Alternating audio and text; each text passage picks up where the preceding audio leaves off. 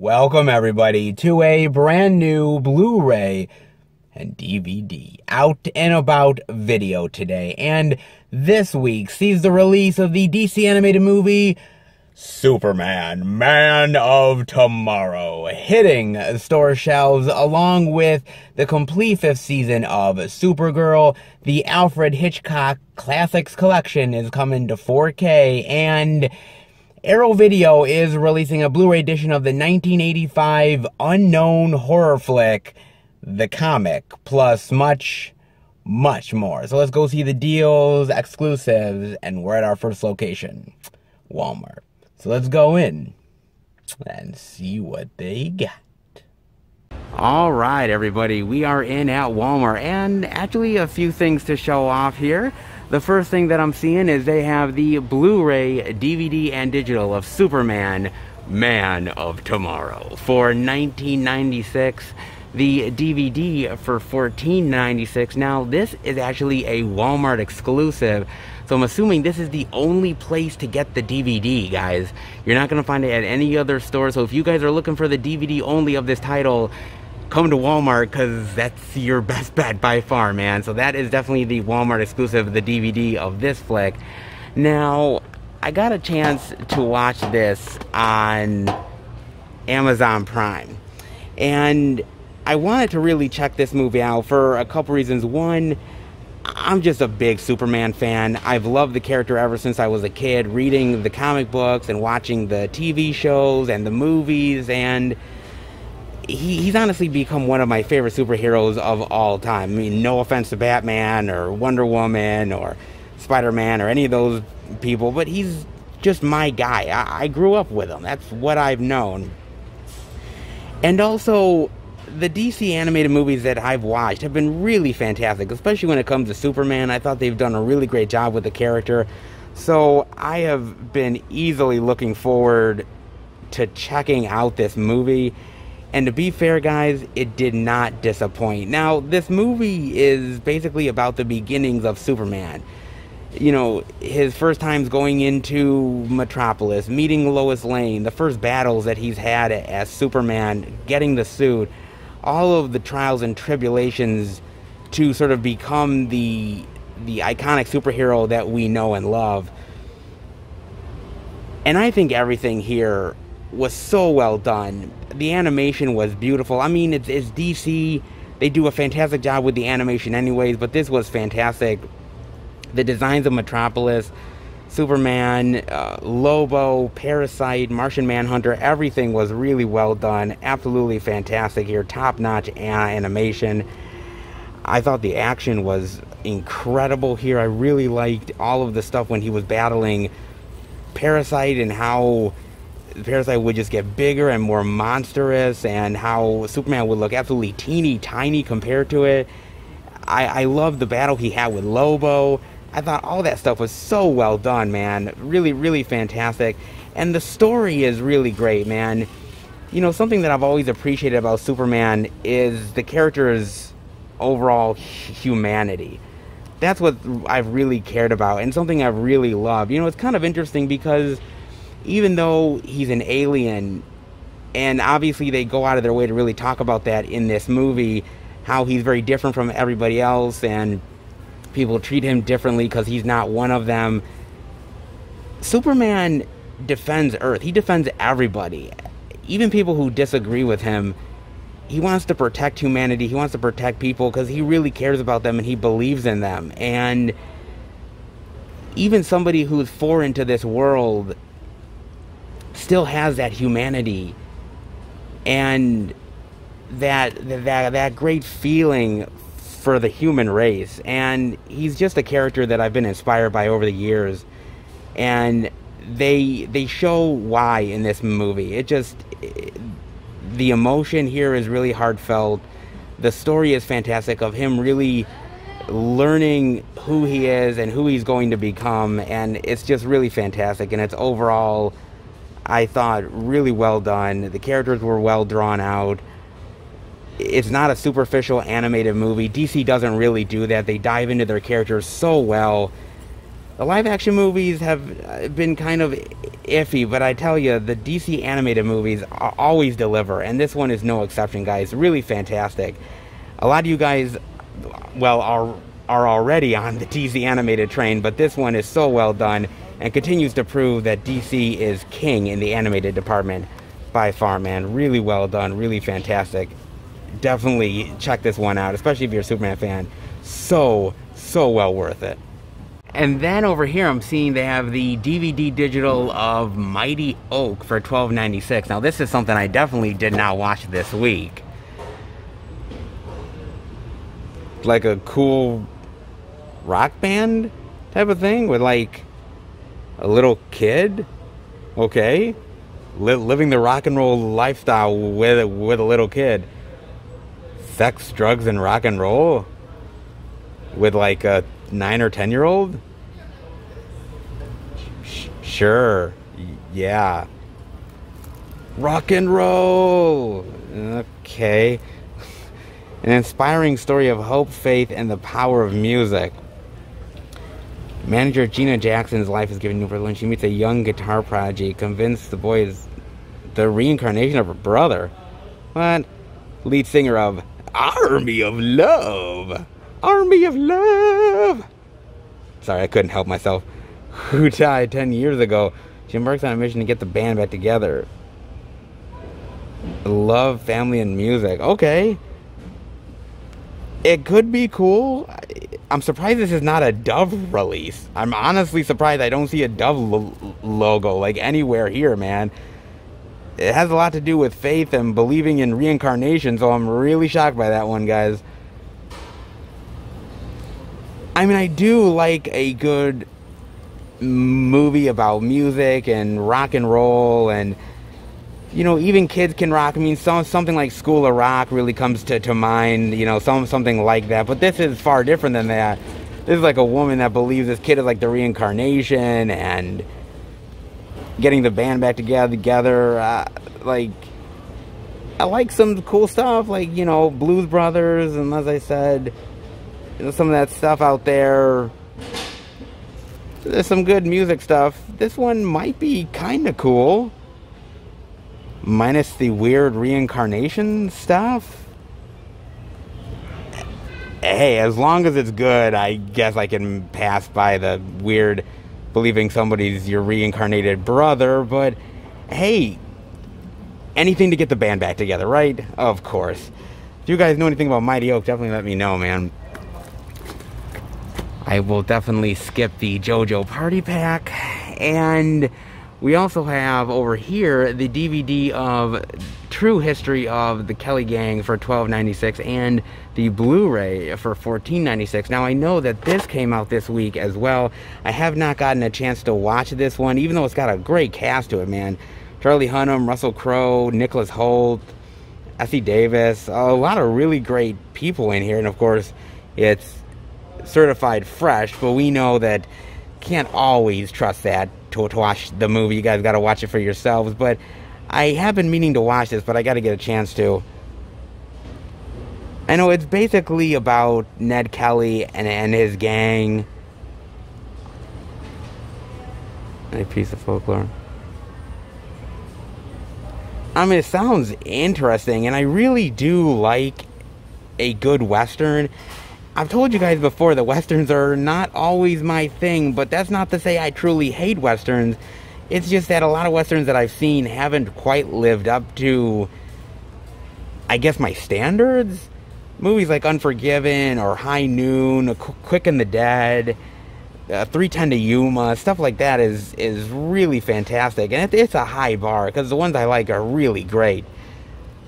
But it's got a great cast, a great interesting story to it, and Russell Crowe in the right role can be pretty badass, man.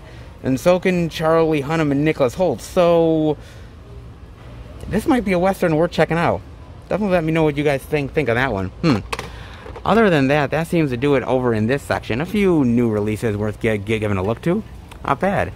Let's see if they have anything else worth checking out.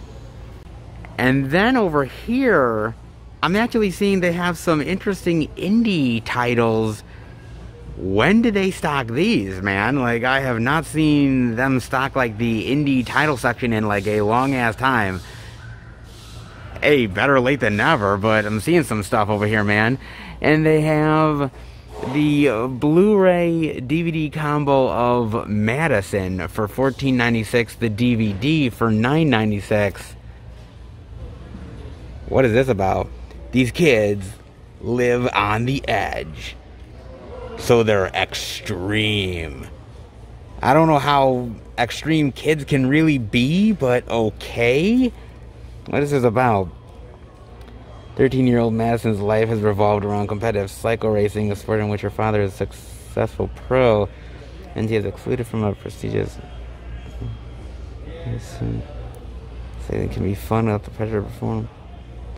Okay, so really it's about her finding herself and, you know, learning that she doesn't have to, like, please people by performing, that she doesn't need to deal with, like, the performance anxiety.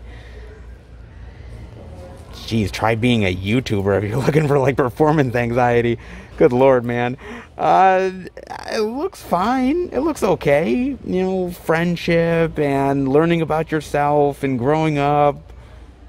It sounds simple enough. That sounds kind of cute. It's okay. About performing in cycle racing, like with bikes. Madison might be good, but it ain't no rad. Never gonna be a rad. Don't even try, Madison. Don't even try it, punk. They got that. Then they also have over here, they have Nearest Human Being. The DVD for $9.96. The Blu-ray DVD combo pack for $14.96. Huh. Look at that. True love is a killer. Well, that cover pretty much says it all, man. What is this one about? Let's see this. The Nearest Human Being tells a tumultuous tale of the romance between wannabe actor and office worker Devin, beautiful young model Jasmine. Devin can't let go of the... Oh, you want to know what I thought this was actually going to be? Like seeing the cover, like, I instantly, like, thought this was going to be some sort of, like, stalker flick, right? Like, he's madly in love with her, and he is, but, like, he doesn't want her to leave him, and so he's kind of stalking her. But no, it's actually, like, she breaks up with him, and she goes with another guy that brings her into this world of drugs and other issues, and, like, he has to try to rescue her or something from this. Like, I totally thought this was, like, a stalker thing, man. I mean, mind you, it actually still could be a stalker thing. It totally has stalker vibes to me, like, written all over it, man. The synopsis is a little different than that. It's like a love story mixed with a stalker aspect. Sure, what can go wrong with loving stalkers? Right, yeah. Well, looks interesting enough, okay. They got that. They also have... Ooh, this looks interesting. The DVD of Killer Tattooists for $9.96 and the Blu-ray DVD combo pack for $14.96. Look at this cover, man. I really like this, with, like, the guy with the glasses there, with, like, the like, tattoo instrument. Looks really good. You know what kind of reminds me of? Almost reminds me of, like, Jeffrey Combs from Reanimator or something. Like the look of this guy. Looks really sort of almost kind of Reanimator-like. Interesting. He always leaves his mark. I bet. A series of murders have occurred. The victims found tattooed and skinned when the police... They send an undercover detective, Eva meets Nathan. Oh, Jesus. She starts to date him? Well, what a horrible... Oh, good God. Oh, man. She's fucking dating the killer. Dude. I mean, look, I know everybody's got to get laid, right? Okay, I get it, right? I mean, female detectives are not exactly, you know... They're I mean, they need love too, right? But, I mean, come on. I mean, I know she doesn't know that the killer's who he is, but, I mean, come on, man. You're looking into tattoo parlors, people that are tattooists that could be suspects. I mean, maybe don't date a fucking tattooist right off the bat. I mean, come on, man. Fuck. Like, right under your nose, man. God, you must feel stupid.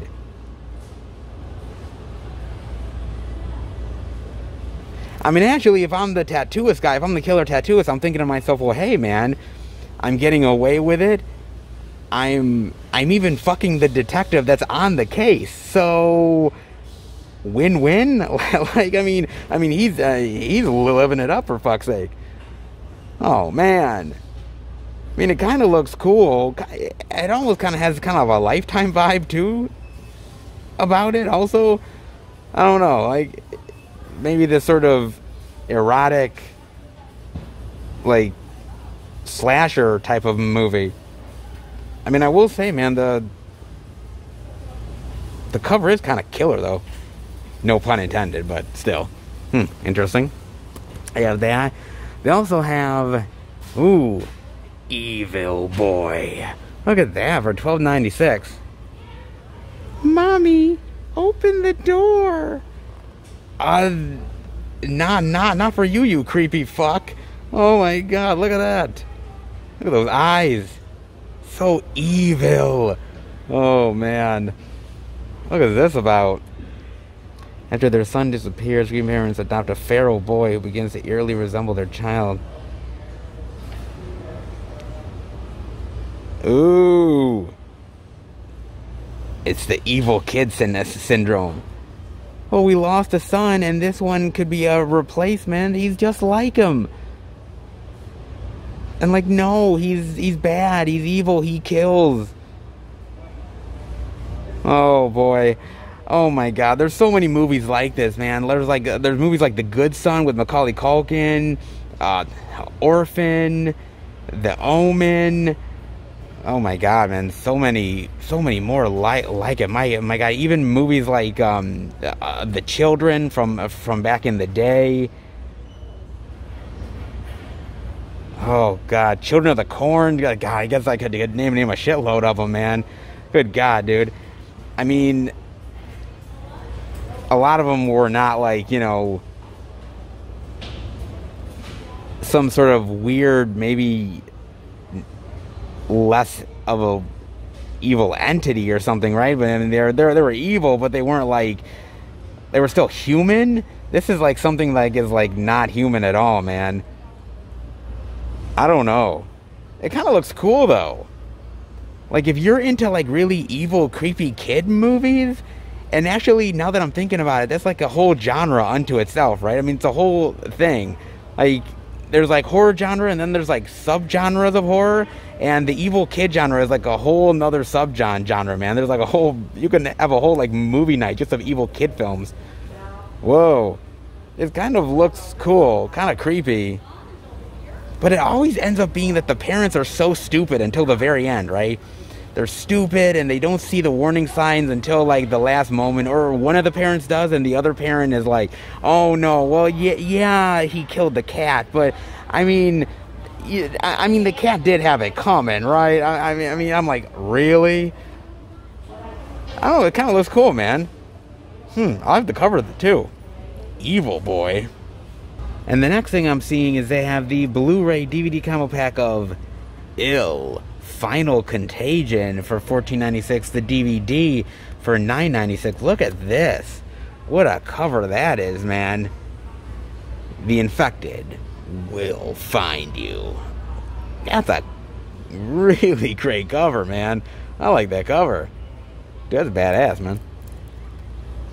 A rogue scientist in Chile illegally spreads toxic and biochemical substances by way of contaminated money, leading to a worldwide pandemic. First, the virus is spread in Italy, and in Kosovo. Oh, okay. That's interesting. So it's like a virus movie combined with like flesh-eating zombie type of movie too, kind of like a combo of the two. Really interesting, actually. And I gotta admit though that actually that's a clever idea, spreading it through contaminated money. It's actually pretty clever idea to do that, man. Huh. It honestly looks pretty cool to me, man. I like some of the cool effects. Some of the cool, like, mutated people, zombie effects. I like the story. Ew. I've never heard of this one, but I do like a really good, like, contagion movie, zombie type of flick, man. It almost kind of reminds me of, like, almost like something out of, like, Resident Evil or some shit, right? It has the same sort of ideas behind it. Like a group of survivors that are being infected by this virus that are trying to survive. Kind of like a lot of those, like, classic or zombie tales or infection stuff. Like 28 Days Later or something. Seems really interesting to me. Oh, actually, that was quite cool, man. And then the other thing I'm seeing over here is... Now, what is this? The Blu-ray DVD combo pack of Voodoo Apocalypse for $14.96. The DVD for $9.96. Look at this. What a cover, man. That looks like batshit crazy. And if I was him, I would watch where he's stepping, because that zombie looks like he's going straight for his balls. Oh boy, man, look at that. That is nuts. Whoa. Yo, man, that looks nutty. What is this about, man? White Chocolate is a rookie police officer.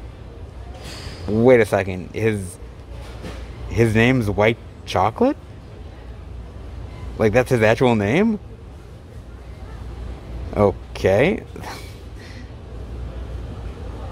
And then the drug trafficker is named Jimmy Vanilla, so White Chocolate and Vanilla. Well, we're getting off to a great start here. His partner was killed by Vanilla. Together, the two team up on a wild journey to apprehend the drug trafficker through a world of black magic, Mexican wrestling, kung fu, enchanted swords, and songs that turn listeners into zombies? What the actual fuck? What kind of weird concoction is this movie, man? Like, lucha libradors, black magic voodoo, something out of like Serpent and the Rainbow, enchanted sword, something out of like a fantasy epic, a zombie movie, kung fu, like what? What in the hell is this? Oh my god, this is so weird, man. This is like a weird mashup of all different kinds of genres and ideas and concepts, man. I don't know whether this thing is good, bad, ugly. I have no idea, man. I just know that this thing looks like one hell of a ride, man. This is the type of movie that you kind of just have to experience for yourself, because it's just so, like, ridiculous and wild, man. Oh, this is all kinds of crazy, man. Whoa. I gotta admit, dude, I'm really intrigued by this. It looks weird as shit, and this is so right down my alley, man. Voodoo Apocalypse. I wouldn't know what to expect with this thing, but I know it'll be a crazy and wild-ass time, man. Whoa. This is nuts. Wow, consider me extremely intrigued by this one, man. Wow. Dude, I've heard of some nutty new releases, but this one might take the cake, man. What the actual fuck? Whoa, if you guys have heard anything about Voodoo Apocalypse, I mean, just from the cover, it's got me intrigued, man. Oh my fucking lord. It's got everything, dude. Drug trafficking, zombies, enchanted swords, weird Mexican wrestling, black magic, voodoo, kung fu. What the? Whoa, man, this thing is all kinds of off the rails, but it's got to be fun, dude. It's got to be, man. If you know anything about that, definitely let me know. Very fascinating voodoo apocalypse. God, I've got to look into that one, man. That so looks interesting. Voodoo apocalypse. Whoa, that is one wild piece of very interesting shit. Wow, on that one, man. Wow. Quite the uniqueness on display this time around over in the indie section.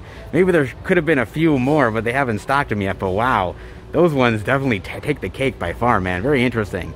Let's see if there's anything else that might be worth exploring. Oh, look at all the creepiness on display right here. Oh, very nice. And what does this have to do with... Oh, but nothing but new and interesting releases for the upcoming Halloween season. Whoa, look at this. So cool, man. Oh, that is so awesome that they put these out, man. Really cool, dude. Whoa. Now, these are actually all unique slipcovers that are all glow in the dark. Really awesome. You have Halloween 40 Years Later, the double feature of Halloween 2 and 3 Season of the Witch, The Creature from the Black Lagoon, the Complete Legacy Collection. And by the way, man, all 3 of the Creature films are really cool, man. I really love those, man. All 3 of those are really cool. And in fact, one of them, I think it might have been the 2nd or the 3rd film, actually has a cameo by Clint Eastwood, an extremely young Clint Eastwood, man. Great bunch of flicks that is. You also have the Bela Lugosi Complete Legacy Collection as well. This includes Dracula, Dracula's Daughter, Son Dracula, House of Frankenstein, House of Dracula, and Abbott and Costello Meet Frankenstein. That's great, man. That's a great price for $14.96. Also, the Frankenstein Complete Legacy Collection. Also, my mother's favorite Universal monster of all time, Frankenstein, man. Frankenstein Bride, Son, The Ghost Frankenstein, Frankenstein Meets the Wolfman, House of Frankenstein, House of Dracula, and Abbott and Costello Meet Frankenstein. Very nice. Oh, so cool. That's really cool. The Mummy Complete Legacy Collection as well here. Mummy, The Mummy's Hand, Mummy's Tomb, Mummy's Ghost, Mummy's Curse, and Abbott and Costello Meet the Mummy. Great. Awesome, man. Wow, that's really cool, too. Also have the Wolfman. Lon Chaney Jr. Werewolves of London. Frankenstein Meets the Wolfman, House of Frankenstein, Werewolf of London, and She-Wolf of London. Great set, man. God, that's cool. You also have the Chucky Complete 7 movie collection as well, which is probably a really great set. The only unfortunate thing is they have these... I hate this spider grip on here, man. The spider grip on here really sucks, and the only reason why is that it ruins the slipcover, man. The slipcover is now completely damaged because of it. I hate that shit. God, it's so terrible, man. I wish they wouldn't do that crap. But you actually have all of them. Actually, even the newer one that came out not too long ago. So that's actually really great. And a bunch of bonus features. That's actually not bad. I wish they didn't have the spider shit on there. They have that. They also have the Purge 4 movie collection as well. This has all 4 of the Purge movies, plus bonus features. That's not bad at all. They also have new slipcovers for The Curse of La Llorona for $5. This movie was just okay. It's not a bad horror movie. It's just kind of average, though. Not bad, though. They also have a new slip for Dr. Sleep. And, of course, right next to it is The Shining. You can't have one without the other. Absolutely, man. Wow, really nice on that one. Very nice. Of course, The Shining, absolute goddamn classic. And bonus features, not bad. They have that. They also have some of the other staples. Stephen King's It, the old one. It Chapter 1. And a new slip for It Chapter 2. We all float down here. Oh, very nice. I know a lot of people really shit on it, Chapter 2. I mean, mind you, it's not as good as Part 1. Part 1 is way better, but I still really like Part 2, man. I really did. I know people were expecting something different, but I found it adequate, man. I found it a really good end, but I don't know, that's just me, man. But really cool one with his face on there. And they also have a new one, Blu-ray digital for Gretel and Hansel. And man, what a creepy ass chick she is, man. Whoa, man. And what a great and creepy movie this is, by the way, too. This is really atmospheric, creepy as hell. Really great, well-told story.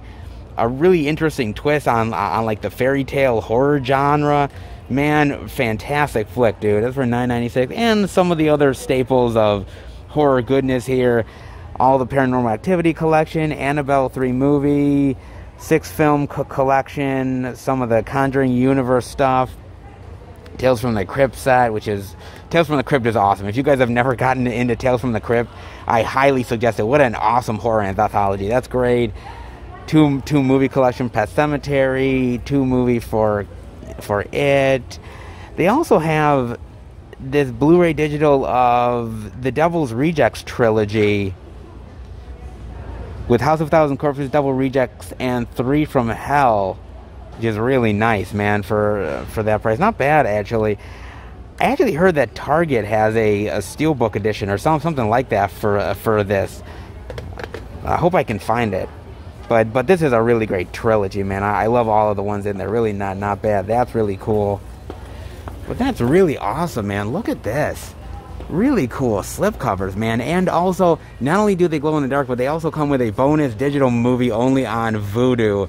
So definitely save the receipt if you get any of these. But man, I'm a cool fan of unique slipcovers. All that stuff is really awesome.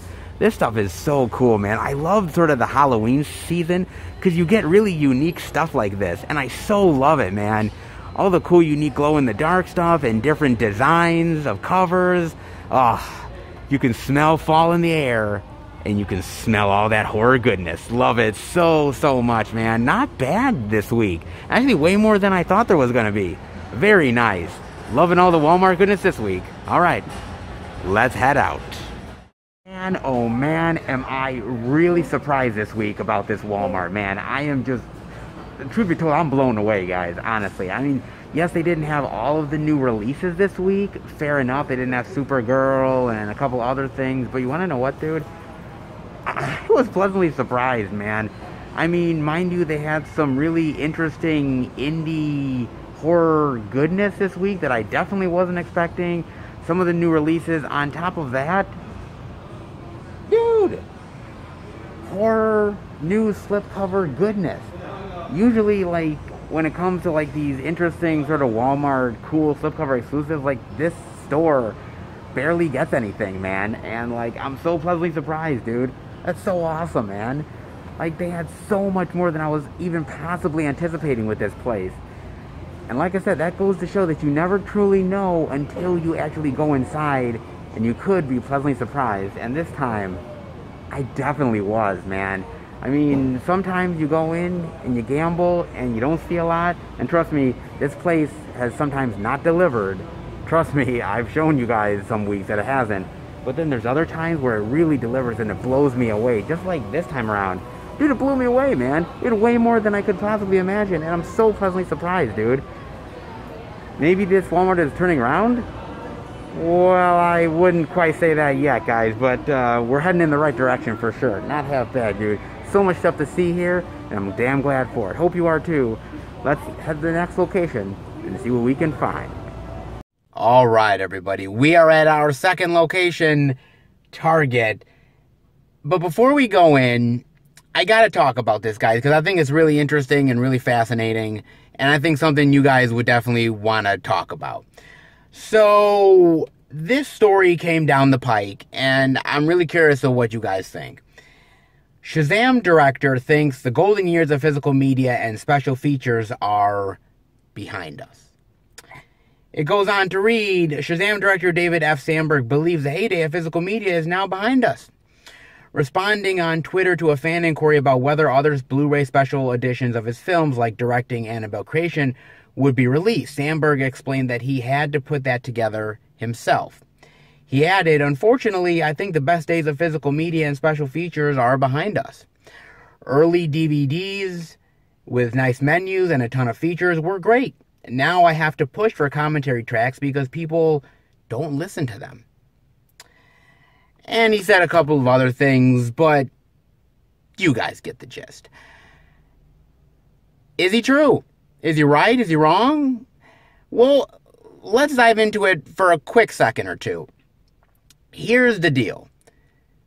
These major studios, and I think you guys know this as well as I do, are putting less and less emphasis on special features. Unfortunately, you look back at the early Blu-rays or even the DVDs. Like, I remember getting Star Wars Episode 1, The Phantom Menace, and I got that, right?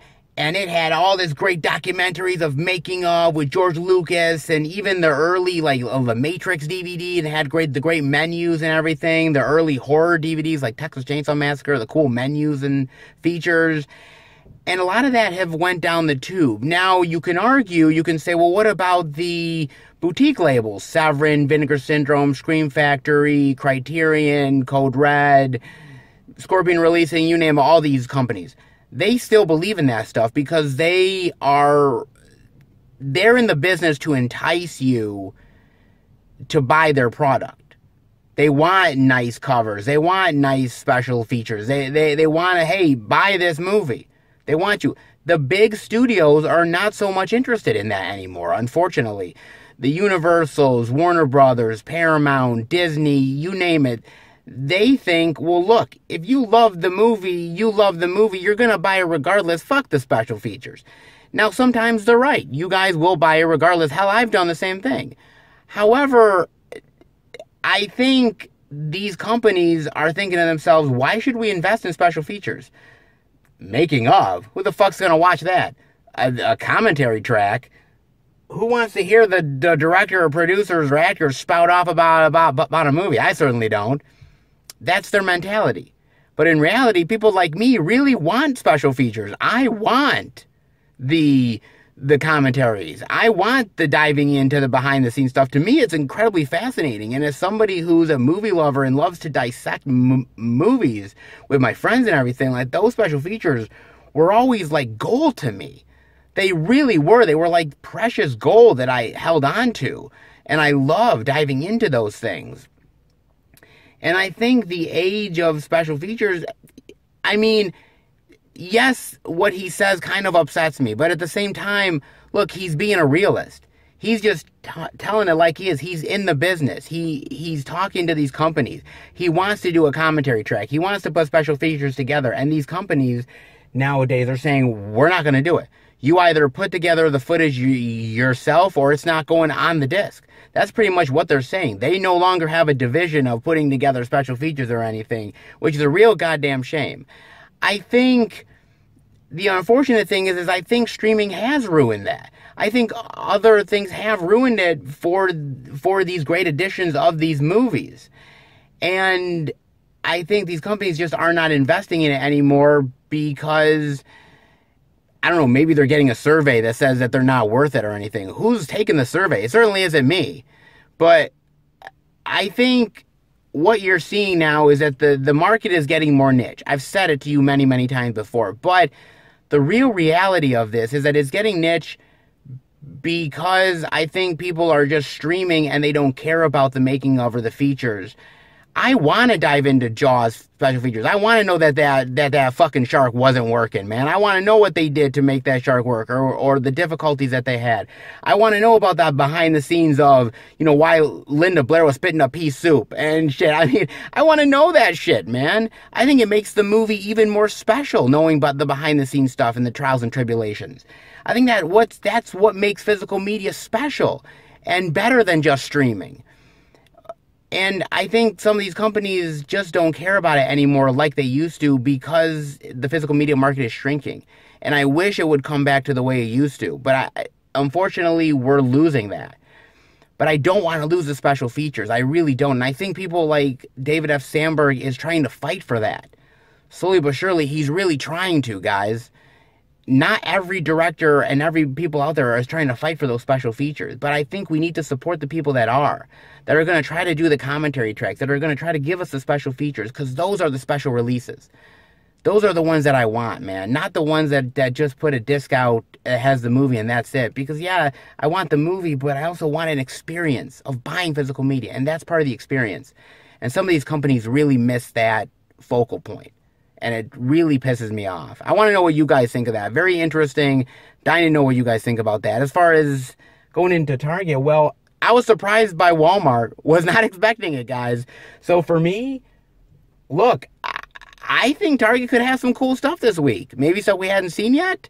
Hey, if the first Walmart was good, let's hope that the trend keeps on continuing. So the only way to find out is to head inside. So let's give it a look. All right, we are in at Target, and actually a few things to check out this week. I was hoping, and I definitely received my wish, thank God. And the first thing I'm seeing is they have the Blu-ray of True History of the Kelly Gang for $14.99. Now, really interesting, and I was actually looking this up because I wanted to find out about it. There's not many movies about Ned Kelly. Even though he's sort of famous within the Western world, there's not many movies that are actually done about him. There's that 2003 movie with Heath Ledger and Orlando Bloom. I think Jeffrey Rush is in there as well. That one's actually not half bad. That's a decent one. And then there's even a movie from 1970 with what's his face? Mick Jagger. Yeah, Mick Jagger plays Ned Kelly in that. And that's wild, man. So, honestly, this is the third movie, from what I know, that's ever been done about Ned Kelly, which is kind of crazy, considering. I mean, there's a lot more movies about Billy the Kid and, you know, Jesse James. There's a lot more movies about them, but not so much about Ned Kelly. Kind of fascinating to think about that, man. I mean, he's got a fascinating story, fascinating history. There's definitely a lot you can mine from movies, but they just quite haven't yet. Interesting. Not bad. Only the third movie about Ned Kelly's life. Crazy to think that, but really is true. Then the other thing I'm seeing over here is they have the Blu-ray, DVD, and digital of First Cow for $19.99. And I saw this on the schedule that this was coming out this week. I have not watched it.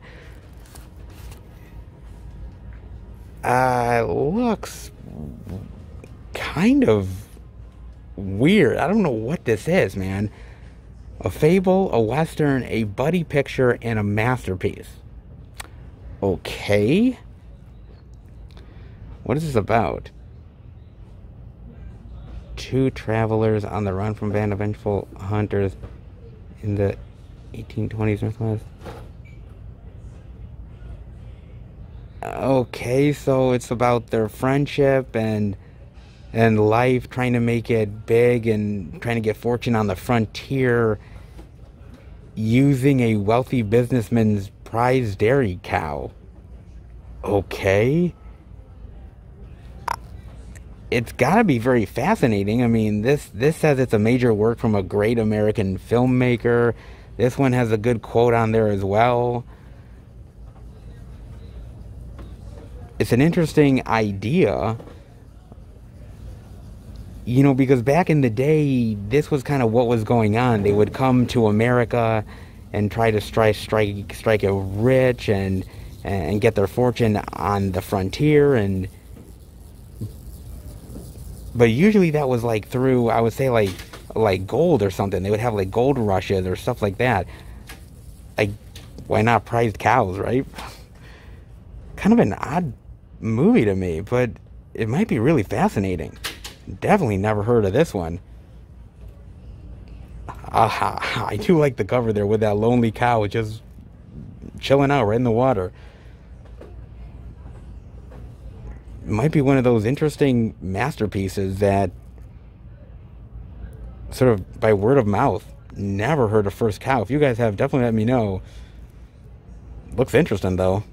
And the next thing I'm seeing is they have the 4K Ultra HD Blu-ray digital of Superman, Man of Tomorrow for $24.99. The Blu-ray DVD digital for $17.99. And they also have a only at Target collectible steelbook, Blu-ray, DVD, and digital as well. Now, this is just the same artwork as the other two. It's not really any different, just in steelbook form, but usually when these DC animated films come out, usually we get some sort of exclusive by Target, and this time is definitely no exception. Nice, not bad at all, man.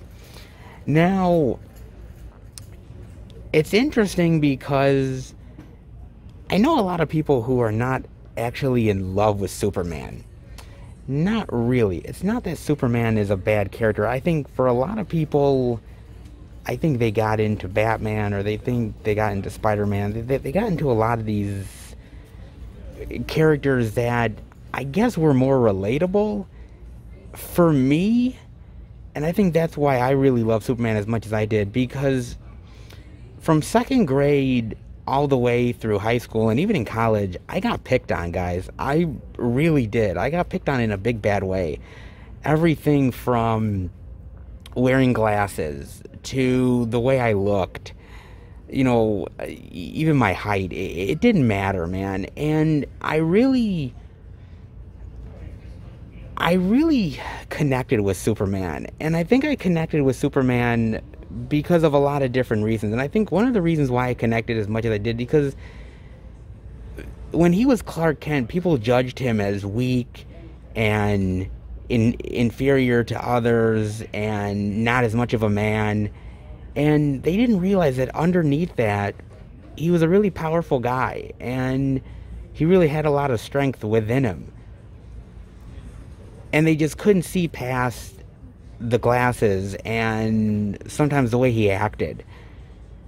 And I really connected with that, man. And I connected how strong he was and how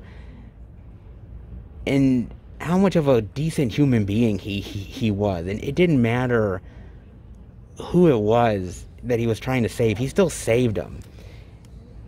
He didn't hate on them because of who they were or how they acted.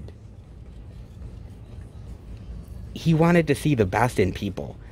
And I really appreciated that, man. And that's why I really love Superman as much as I do, man. Those comic books that I watched, they really got me through some really tough times in my life. Times when I really thought that the world was against me and the cruelty in the world was so bad. And when I would read Superman comics, that kind of washed away on me. And I know people got that through Spider-Man and got that through a lot of other things, but for me, it was Superman that got me through, man. And to this day, I truly do appreciate that. I really honestly do. And, you know, it was movies like seeing the Christopher Reeves film that really got me engaged with Superman and got me engaged with this character. The comic books, to seeing Lois and Clark, you know, Dean Cain playing that role, and just seeing the goodness of Superman through all the tough times and the hardships really sort of made me appreciate that character. That's why I like it, and that's sort of why I still appreciate Superman to this day. I know people have similar stories about other superheroes, but I definitely wanted to share mine about him, man. Definitely a worthy superhero. Maybe people consider him too powerful. Maybe they think that they can't relate to him, but for a kid that got picked on a lot, he was someone that I looked up to and really related to, and I definitely wanted to share that with you guys. But really great steelbook, man. Really cool steelbook there. So if you're looking for the steelbook, Target definitely has your fix, man. And then I'm seeing they have the Blu-ray digital of Retaliation for $17.99. Revenge is Hell. Pretty badass looking on that cover, dare I say. Now, I got a chance to watch this on Amazon Prime. Now, here's the thing, guys. This cover is very, very deceptive. And I truly mean that. because basically this movie is about Orlando Bloom, who is all grown up, and he's basically dealing with the fact that when he was much younger, when he was a boy, he was actually molested by a priest in the church. And when this priest sort of comes back into his life, when he sees him again, it sort of brings up all of these angers and all of these issues that he has, and he sort of gets very violent and sort of loses his attachments to reality because of all the rage that he has. It's very much a drama, and very much sort of him coping with these past issues that he's had. The problem is that the cover makes it look like it's some sort of like kick-ass action flick that he's sort of taking revenge on all these guys, and that's not even close to it. And I think that's sometimes the problem with marketing, because when you look at a cover like this, you would never think that the story is what I just explained to you guys. Not in any single way, shape, or form. But looks can be deceiving, guys, as we've seen before. But that being said, I do have to say that the movie is incredibly well done, man. It's very dramatic, very emotional. Orlando Bloom does an amazing job with this role, man. He is pouring his heart out on this thing, man, and he is really giving it his all. And it's a really wonderful display of his acting talent. Fantastic, amazing, really, really well done, dude. He was amazing in this, and you could really feel the pain that he's had all these years and all the sort of pent-up aggression that he stored up. It's a really fascinating and well done movie. Unfortunately, I think when you look at this cover, I think you're going to be really disappointed by what you find. But I'm telling you guys, look past the cover. The movie is really fantastic, and it's really well made. Despite the cover looking like he's going to beat up some mofos, that is so not what this thing is, man. But really well done regardless, guys. Definitely worth giving a look to, man, by far, on that one. Then I'm also seeing they have, Bad Education, the DVD for $14.99. Now, I got a chance to watch this on Amazon Prime. I have sort of my HBO subscription through Prime, and I definitely wanted to watch this, and actually watch it because of Hugh Jackman. I love that guy, man. Really, really great actor, man. Does a phenomenal job in almost anything he does. And it was sort of an interesting, sort of fascinating story that I had never heard before, man, about, like, these people who were laundering money from the school system, and how they were just buying jets and cars and all this other expensive stuff, and basically using the system to their advantage. I'd never heard about this true story before, so it was definitely fascinating for me to find out. And I really enjoyed this movie, man. I thought the acting was so fantastic here. Hugh Jackman is amazing. Allison Janney is really great here as well. Ray Romano is good in a small role that he's in. Everybody is top-notch here. It's funny at times. It's really over-the-top ridiculous. It's dramatic when it needs to be. It's really well told, and you get to really understand these characters and these people. But yet at the same time, you're like, dude, I can't get on board with what you're doing, because you're taking away money from the school system and from these kids in order to benefit yourselves. Like, you feel bad, but yet you feel disgusted by these people at the same time. It's a really fascinating dichotomy, but it's so well done. And it's kind of interesting because HBO, they do some really fantastic films.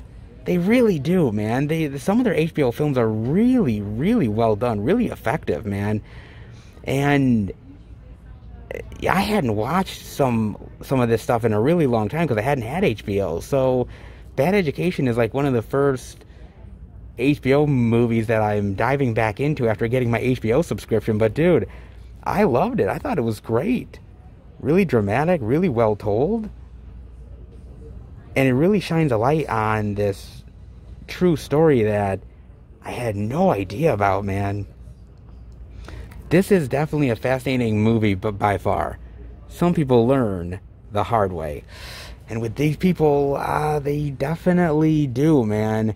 And by far, Hugh Jackman definitely deserved a nomination, because this was so well done, and he did such a great job, man. Very well done. And you want to know what? I gotta look into more cool HBO films, because if they're like Bad Education, I gotta give them a look, man. Definitely really well worth it. Not only for the acting, but for a really wild true story. And then over here I'm seeing... Yeah, I think I'll skip on JoJo's Party Pack. Thank you very much. Yeah, no. And then I'm seeing they have We Bare Bears? The movie? What is this? I have never heard of this before in my life. What weird concoction is this thing? Okay. When Grizz, Panda, and Ice Bear catch the attention of the Department of Wildlife Control, their world turns upside down, forced to go on the run by the diabolical Agent Trout. The bears rely on friends both old and new on a wild and hilarious road trip. Join the bears as they stack up for their biggest adventure ever. No, I definitely have never heard of this one. Wow, man. Truth be told, I haven't watched Cartoon Network in like 10, 15 years? Maybe? I would dare I say it's been a really long time since I've ever watched anything with the Cartoon Network. But I hear they're doing some really interesting stuff with animation and some weird and odd shows. So I'm assuming that We Bare Bears the movie is part of that whole Cartoon Network animation exploration. Am I wrong on that one, guys? I mean, it definitely looks very unique and interesting for sure. Kind of maybe like a weird take on Care Bears or something? I don't know, man. It's so odd to me. Very weird. Like I said, I don't know what Cartoon Network is doing nowadays. I don't know what they have on their slate anymore. Like, yeah, it's been such a long time, man. I mean, when I was watching it, they would have stuff like that old school like celebrity deathmatch stuff that they had on their like the reruns they would have on occasional stuff, and some of other weird odd stuff. But yeah, I haven't watched it in a long time because I haven't had cable, and even before leaving cable I just really lost kind of interest. But I know some people have said there's some weird and wacky stuff on Cartoon Network worth exploring. Like I said, I'm assuming this is one of them. I mean, definitely let me know what you guys think of this. It's kind of weird and odd, but maybe good? I don't know on that one. And speaking of collectible steelbooks, oh baby, they do have it. The exclusive only at Target steelbook for the Rob Zombie trilogy, the Devil's Rejects trilogy, I should say, for $29.99. Oh, look at this. Oh, that is gorgeous. So cool. Look at that. Oh, man. And so it's the steelbook, and it's got a slip on it. It's got a slip that's basically like just shows off the actual like the logos and everything. Oh, look at that. That's beautiful. Oh, man, that's gorgeous, dude. Oh, that's absolutely phenomenal. Look at this. I knew they were going to be coming out with this, and I was so hoping I'd see it, and I'm so glad I did, man. This is so great, dude. I love this trilogy, man. I really honestly do. House of a Thousand Corpses, The Devil's Rejects, and Three from Hell. It's not the most perfect trilogy in the world. It's got issues, but I love all three of these movies. And actually, it's the only three Rob Zombie movies that I actually really enjoy. This is great, man. Oh, this is gorgeous. Dude, I'm not into steelbooks like, majorly. Like, there's some steelbooks that I really love the designs to, and other ones where I'm kind of like, not so much. I'm not a complete steelbook lover. But when there's one that I really love, like, I really love it. And this one looks killer, man. So cool. Oh, of course, Devil's Rejects and 3 from Hell. Fantastic. Oh, so great, man. And to think out of all the places, like, Target would have it. Like, you would think it would be like a Best Buy exclusive or something, but Target gets it.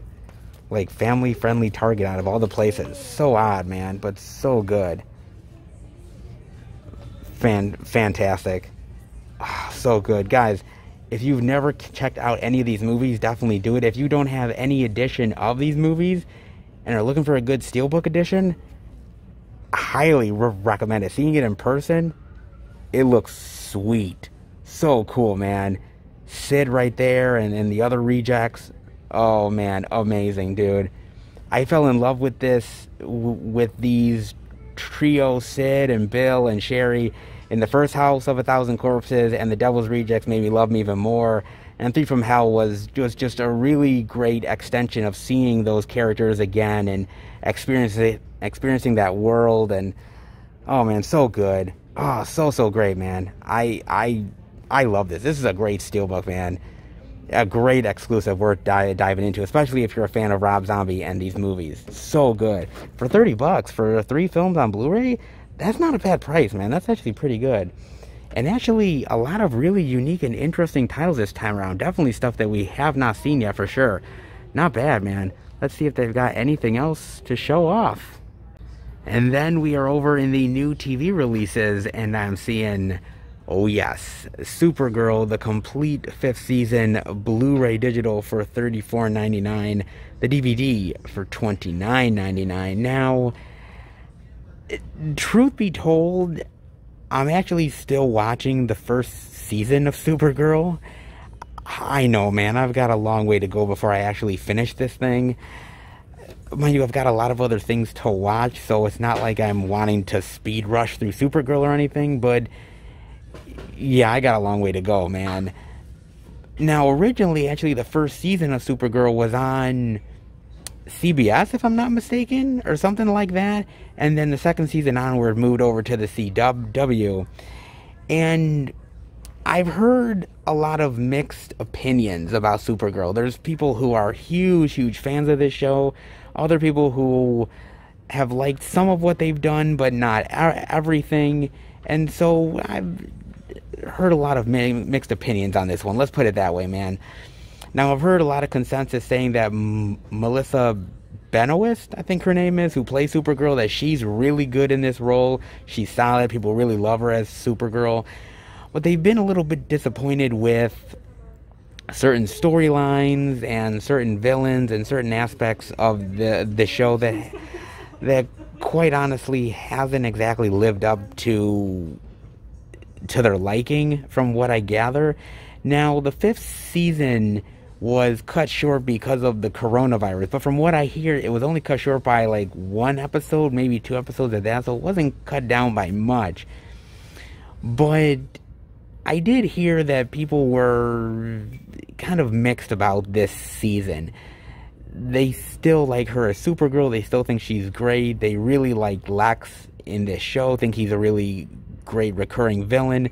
But the main villain of the season, they were a little disappointed by. They were a little disappointed by some of the subplots and some of the other elements with the show. I have to admit that I think that Supergirl has a really tough time living up to a lot of people's hype. And I think the problem with it is that Supergirl, unfortunately, even though Supergirl is great and I really like Supergirl and I've read comic books on it and I've really dived into some of that stuff, the problem is that she's never Superman. You know what I mean? Like, people, it's the same thing with Batwoman, right? Because with Batwoman, everyone's like, oh, well, what about Batman? And with Supergirl, it's like, well, what about Superman? And it's kind of the conundrum of, yeah, this is good, but we want the real thing. And I think Supergirl has had a tough time kind of trying to trying to sort of be in this sort of CW world and hasn't quite connected the way that Flash is connected or Arrow connected. You know, DC's Legends of Tomorrow, it had a tough time connecting with audiences the way I think if they immediately were to do a Superman show, I think people would immediately be intrigued. They tried to do something unique and interesting with Supergirl, trying to sort of fill that void where Superman usually would be, but I don't know if they quite succeeded or not. And the opinions that I've heard of the 5th season has been mixed at best. I think the main opinion I've heard is that the 4th season is better than the 5th. But overall, people have found Supergirl kind of a mixed bag overall. Is it just because Supergirl doesn't have as good of storylines as some of the other people like Flash or Arrow and some of those other ones? Or is it because that, you know, they haven't tried as much as some of those other shows? I don't know, man. I mean, I think there's a lot of potential here for that character, but I guess it depends on where you go with the character and how you ultimately portray it. It could be really great if done well. If not, it can flounder a little bit and it could be a little kind of frustrating for fans. Let me kind of know what you guys think of this. I know that Supergirl isn't exactly on the most popular list of superhero characters by far, and certainly not as popular as Superman, but it might still be worth getting into. And like I said, I've enjoyed some of the stuff I've seen from the 1st season, so I'm willing to at least continue to give it a chance. But is it worth diving into it if it's going into mediocrity, or does it get better? Let me know, guys. Very interesting on that one. But not half bad this week, actually. A lot of really cool and interesting things to show off. Kind of extremely surprised by this one, guys, but a pleasant surprise for sure. Not that bad. Alright, let's head out. Oh, well, this was quite the unexpected surprise, dare I say, guys. I mean, I was really hoping, because I was like, okay, there's actually a decent amount of stuff I know that's coming out. Some indie titles, TV stuff, possibly exclusives, but I'm like, will Target actually deliver outside of a few things that I know they may have? Well, surprise, surprise, they actually delivered and more. We've got 2 exclusive steelbooks, we've got some of the cool indie titles that came out this week, some of the new releases, the Supergirl TV show, and more. Wow, man. I'm kind of surprised, like, the slower Walmart really delivered this week. Target has delivered. Am I living in the Twilight Zone, guys? Really? Like, I kind of feel like I'm living in cuckoo Twilight Zone. Like, is Rod Serling in back of me? Like, I'm almost thinking Rod Serling is in back of me. Like, I'm going to be like, oh my god. Like, this is a good week for physical media by far. At least from the 2 stores we went to. I'm actually pretty happy so far, guys. I hope you are too. Let's head to the next location and see what we can find. Alright, everybody. We are at our 3rd location, the 2nd Walmart. We're gonna go in and check out if there's any cool indie titles worth checking out this week. But before we do that, I wanted to talk about a movie trailer with you guys. And it's actually been one that I've been wanting to talk about for a couple weeks now, but the DC trailer sort of took a little bit of precedence over that. And that is Death on the Nile. Yeah, man. I was actually really excited when this trailer hit.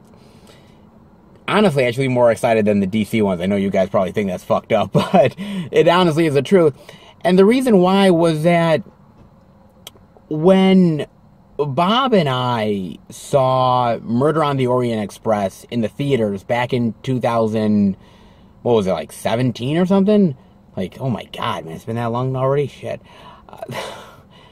We really loved that movie, man. We thought it was really fun. We thought it was a really great whodunit.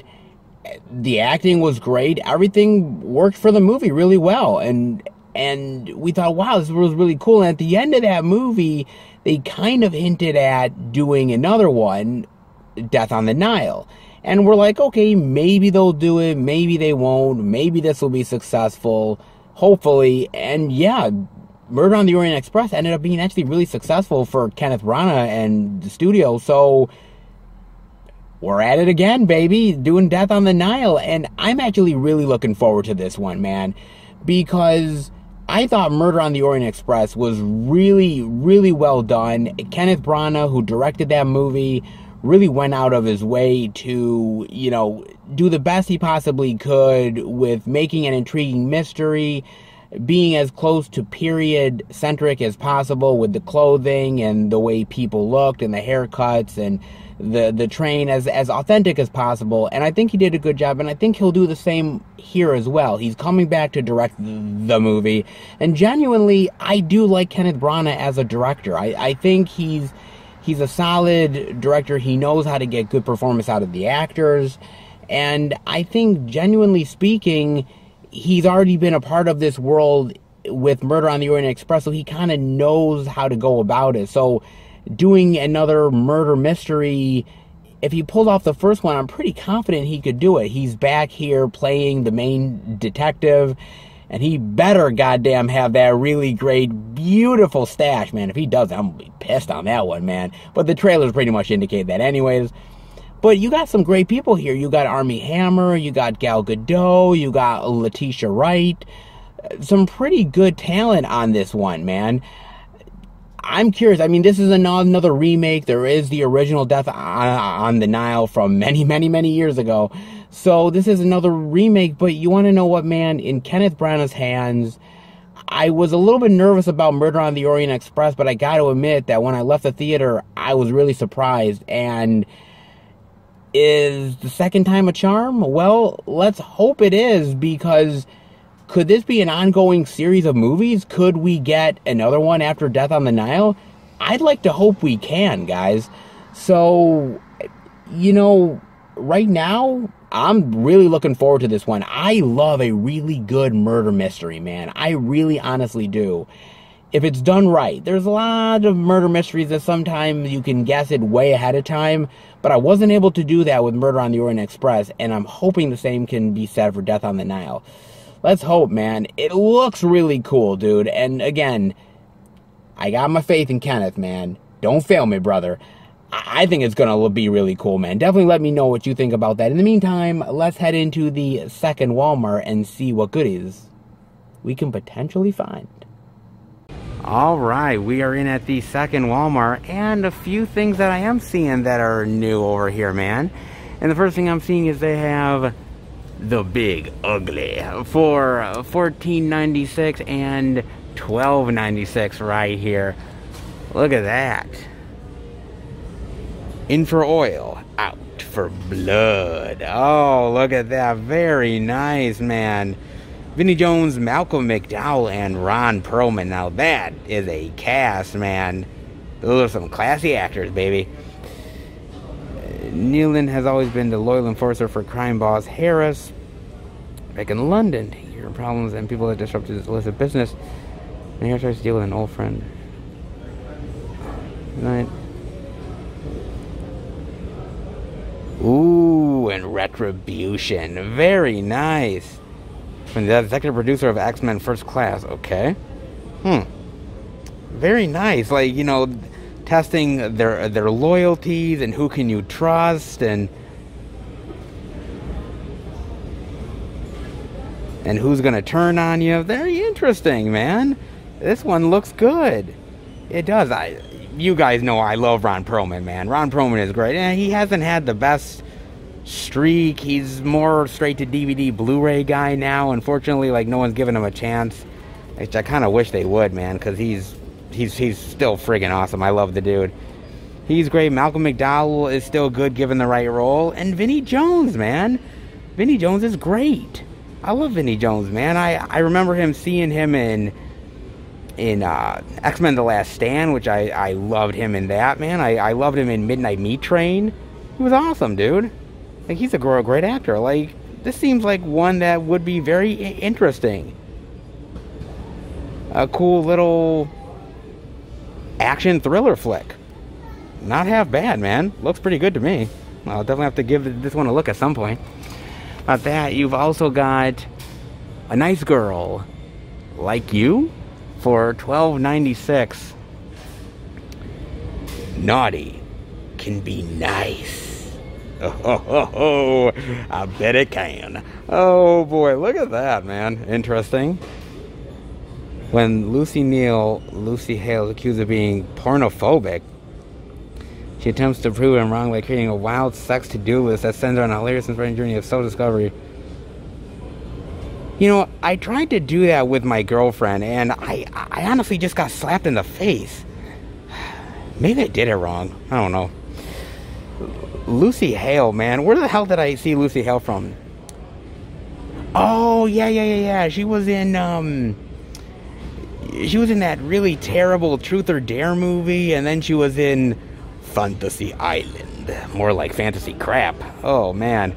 Yeah, she's had some real bad misses, baby. Based on the bestseller Pornology. Why haven't I read that book? God, I gotta get on that, man.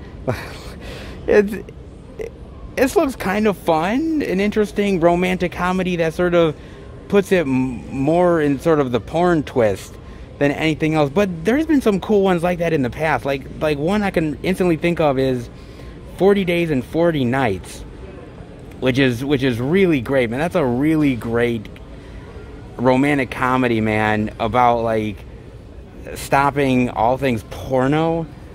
And like you have like 40 days to not like look at anything or touch yourself, and that's a really fun one. Of course, there's something like Sex Tape as well. So there's been ones that have been like that before in the past.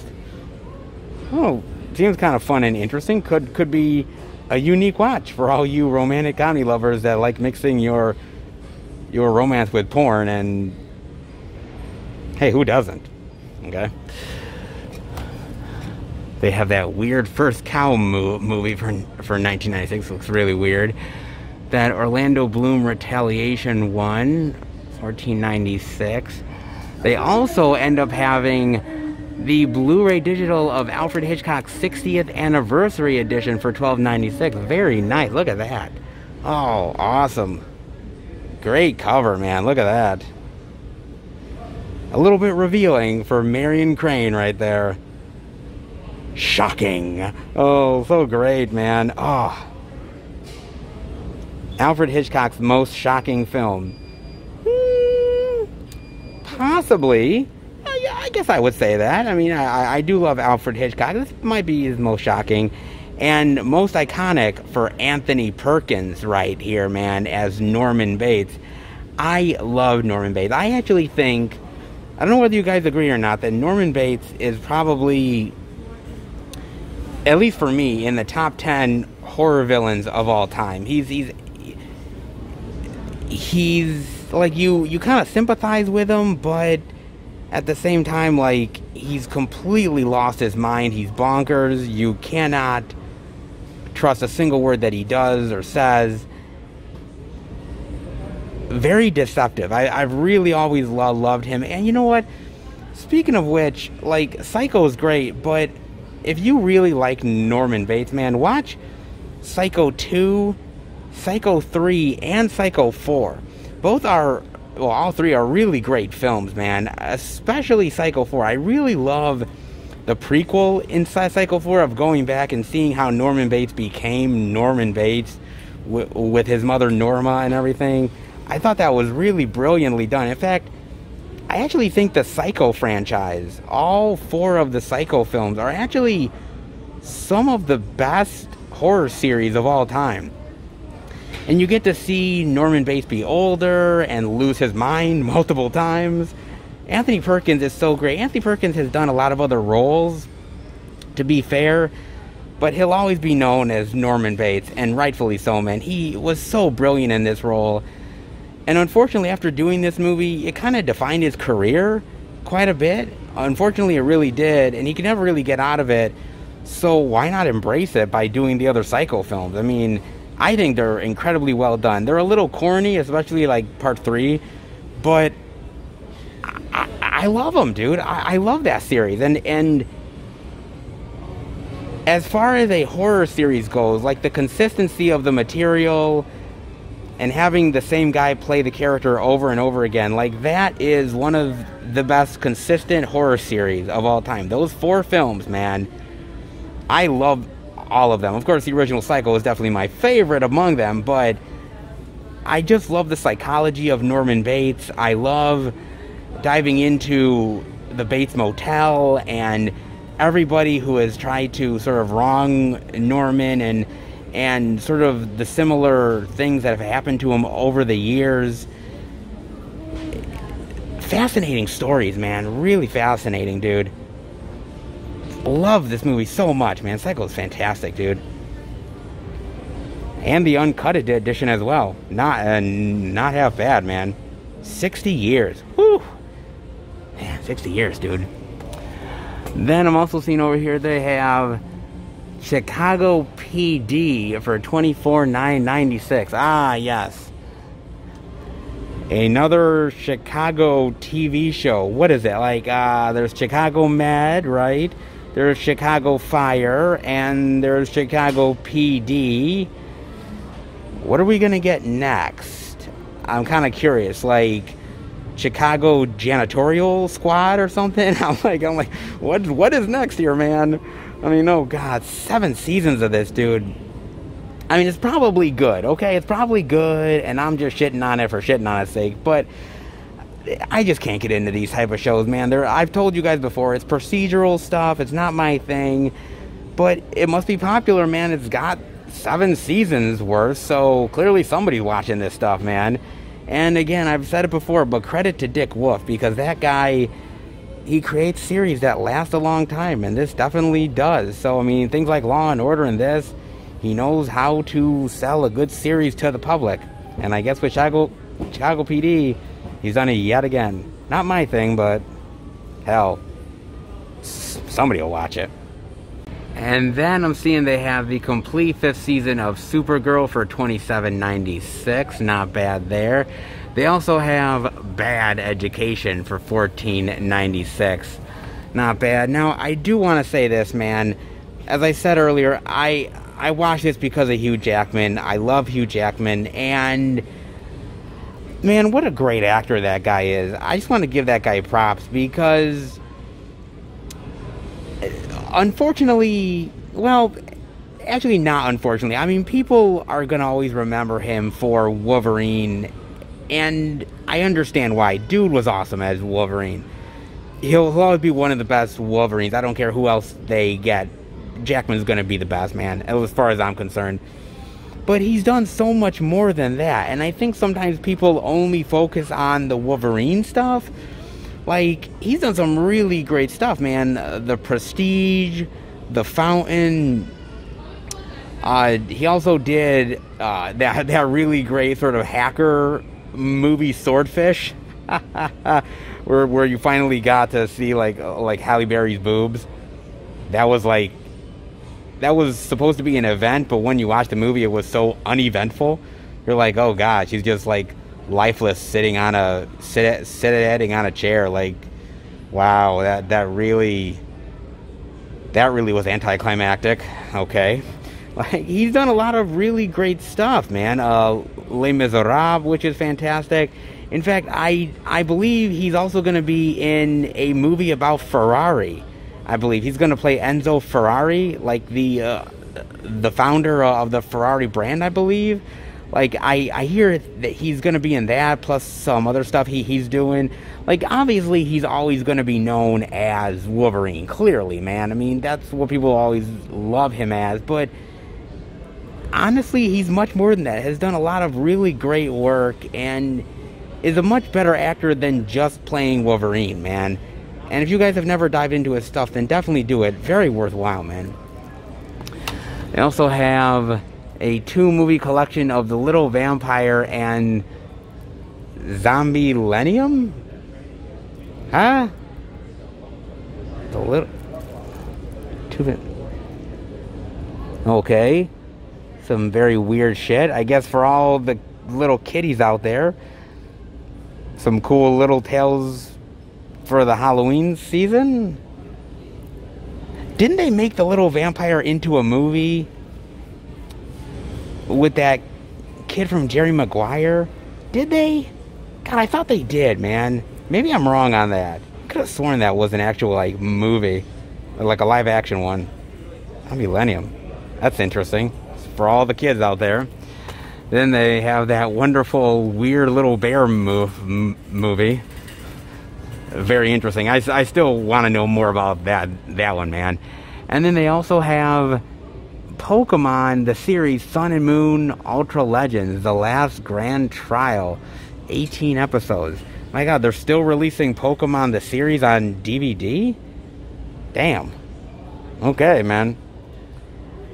I never got into Pokemon, man. It's not that Pokemon's terrible. Like, I really like that Pokemon movie with Ryan Reynolds. I thought that was really freaking awesome, dude.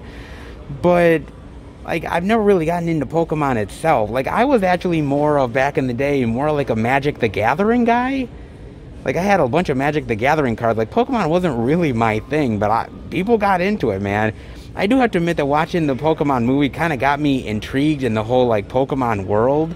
So, I don't know, like, is the Pokemon series worth it? Is it kind of cool? Like, I know it's got, like, Pikachu and all the other kind of weird Pokemon itself, but, I'm kind of curious as if Pokemon is worth it or not. Definitely let me know, guys. Interesting. And interesting stuff this time around. I mean, not a crazy amount of stuff, but an okay amount. At least it was better than last week, where we saw nothing at all. Hey, I'll take it, man. Not bad. All right, let's head out. So if you guys heard at the end there, one of the ladies came up to me. I don't know whether she's an assistant manager or manager. She came up to me, and she was like, "Sir, you can't film it here." She is literally arguing with me. I was just having my phone down even after I started filming, and wasn't even like having it on, and she was still like getting on me and complaining to me and literally berating me in the store. Like, "Why do you have it on the tripod? Why are you doing that?" I'm like, "It's my tripod. It's my own personal tripod. You're gonna complain about that?" It's like, "Well, if you film again, I'm gonna kick you out of the store. You're gonna be officially kicked out of here." And I'm like, "I told you guys, they don't like me in here. I told you they don't, dude." And it's really honestly the truth. They do not like me in here, man, filming. I'm glad I filmed what I could, but trust me, they are really sticklers about this. And some of these people are real, you know what, guys. Yeah, I hate to say it, but glad I finished what I did, but glad I'm done now. But there are some real nasty people in this store, man. Great media, but nasty people. All right, let's head out of here and see what more we can find. We interrupt this video for some late-breaking news. I am pissed, man. Woo! I am extremely pissed, guys. Okay, so before we go to the fourth location, I had to just decompress, de-stress, whatever you want to say it, man. I needed to do it. Now, I kind of told you a little bit at that little end where I was, you know, saying my goodbye to that second Walmart, but truth be told, guys, the honest answer is that this woman was combative to me from the very start. Like, when she saw me filming, she immediately was yelling at me, and even when I turned my phone off, right, and I was just looking at the media, she came by again and accused me of continuing to film even though I didn't have my phone up or anything. She's like, "Why do you have it on the tripod still? Oh, you're gonna still film. Why are you having it on there?" And I'm like, this is my personal tripod, okay? I have my cell phone on my tripod so that it doesn't drop and that it's safe and secure. And she's like, "If you film again, I'm gonna kick you out. You're gonna be kicked out of here." And she was literally berating me while I was looking at the physical media after my phone was off, okay? I was livid, and she was yelling at me in front of customers, and I started to yell right back at her. I didn't want to, but she was forcing me, man. She honestly was. Now, here's the deal, guys. I have no problem with the first Walmart. Both of the Targets that I go to, I literally have had no problems with them whatsoever. Even the two Best Buys that I go into, those people are incredibly cool and nice, chill people. No problem. This is the only store that I have a problem with. The second Walmart. For some reason, man, this is the issue, right? Because I feel like when I go in there, they're treating me like a leper or something. I mean, I'm serious, man, because I'm not vandalizing, I'm not stealing, I'm not filming other customers, and I'm not filming the employees. I'm filming the physical media is what I'm filming. I'm filming what is on the shelves, the price of it, and I talk about the movie. That's what I do. And I've been filming in that second location for quite a while. And this is the first time in a long time that I've actually been stopped. And they didn't even give me any warning. They give me nothing like that. They just literally were ready to kick my ass out the door immediately. Okay? I told you guys that this second Walmart doesn't like me. I told you numerous times. And some of you have been like, well, it doesn't seem like they don't like you. You know, you're filming in there. Everything seems chill. Everything seems all right. You guys should have realized it a long while back in the out and about videos where I had gotten kicked out before. But, hey, sometimes you need to learn that somebody really doesn't like you, and this is yet another time, guys. Now, I have a couple options. First option is that I can go and continue to try to film in that second Walmart and get kicked out. Hey, it would make for a good part of the video, wouldn't it? Or, what I'm actually thinking of doing, guys, is that I'm actually thinking of actually buying all of the indie titles that is at that second Walmart. All the stuff that I can't find at any other store, I'm going to buy it. And I'm going to come home here and I'm going to show it to you guys. And then the next day, I'm gonna bring it right back to Walmart and get my money back. They can't stop me. Hey, it's still in the wrapping. It's still fine. Fuck them. Like, I could do that. Or I could film. I want to know from you guys what I should do.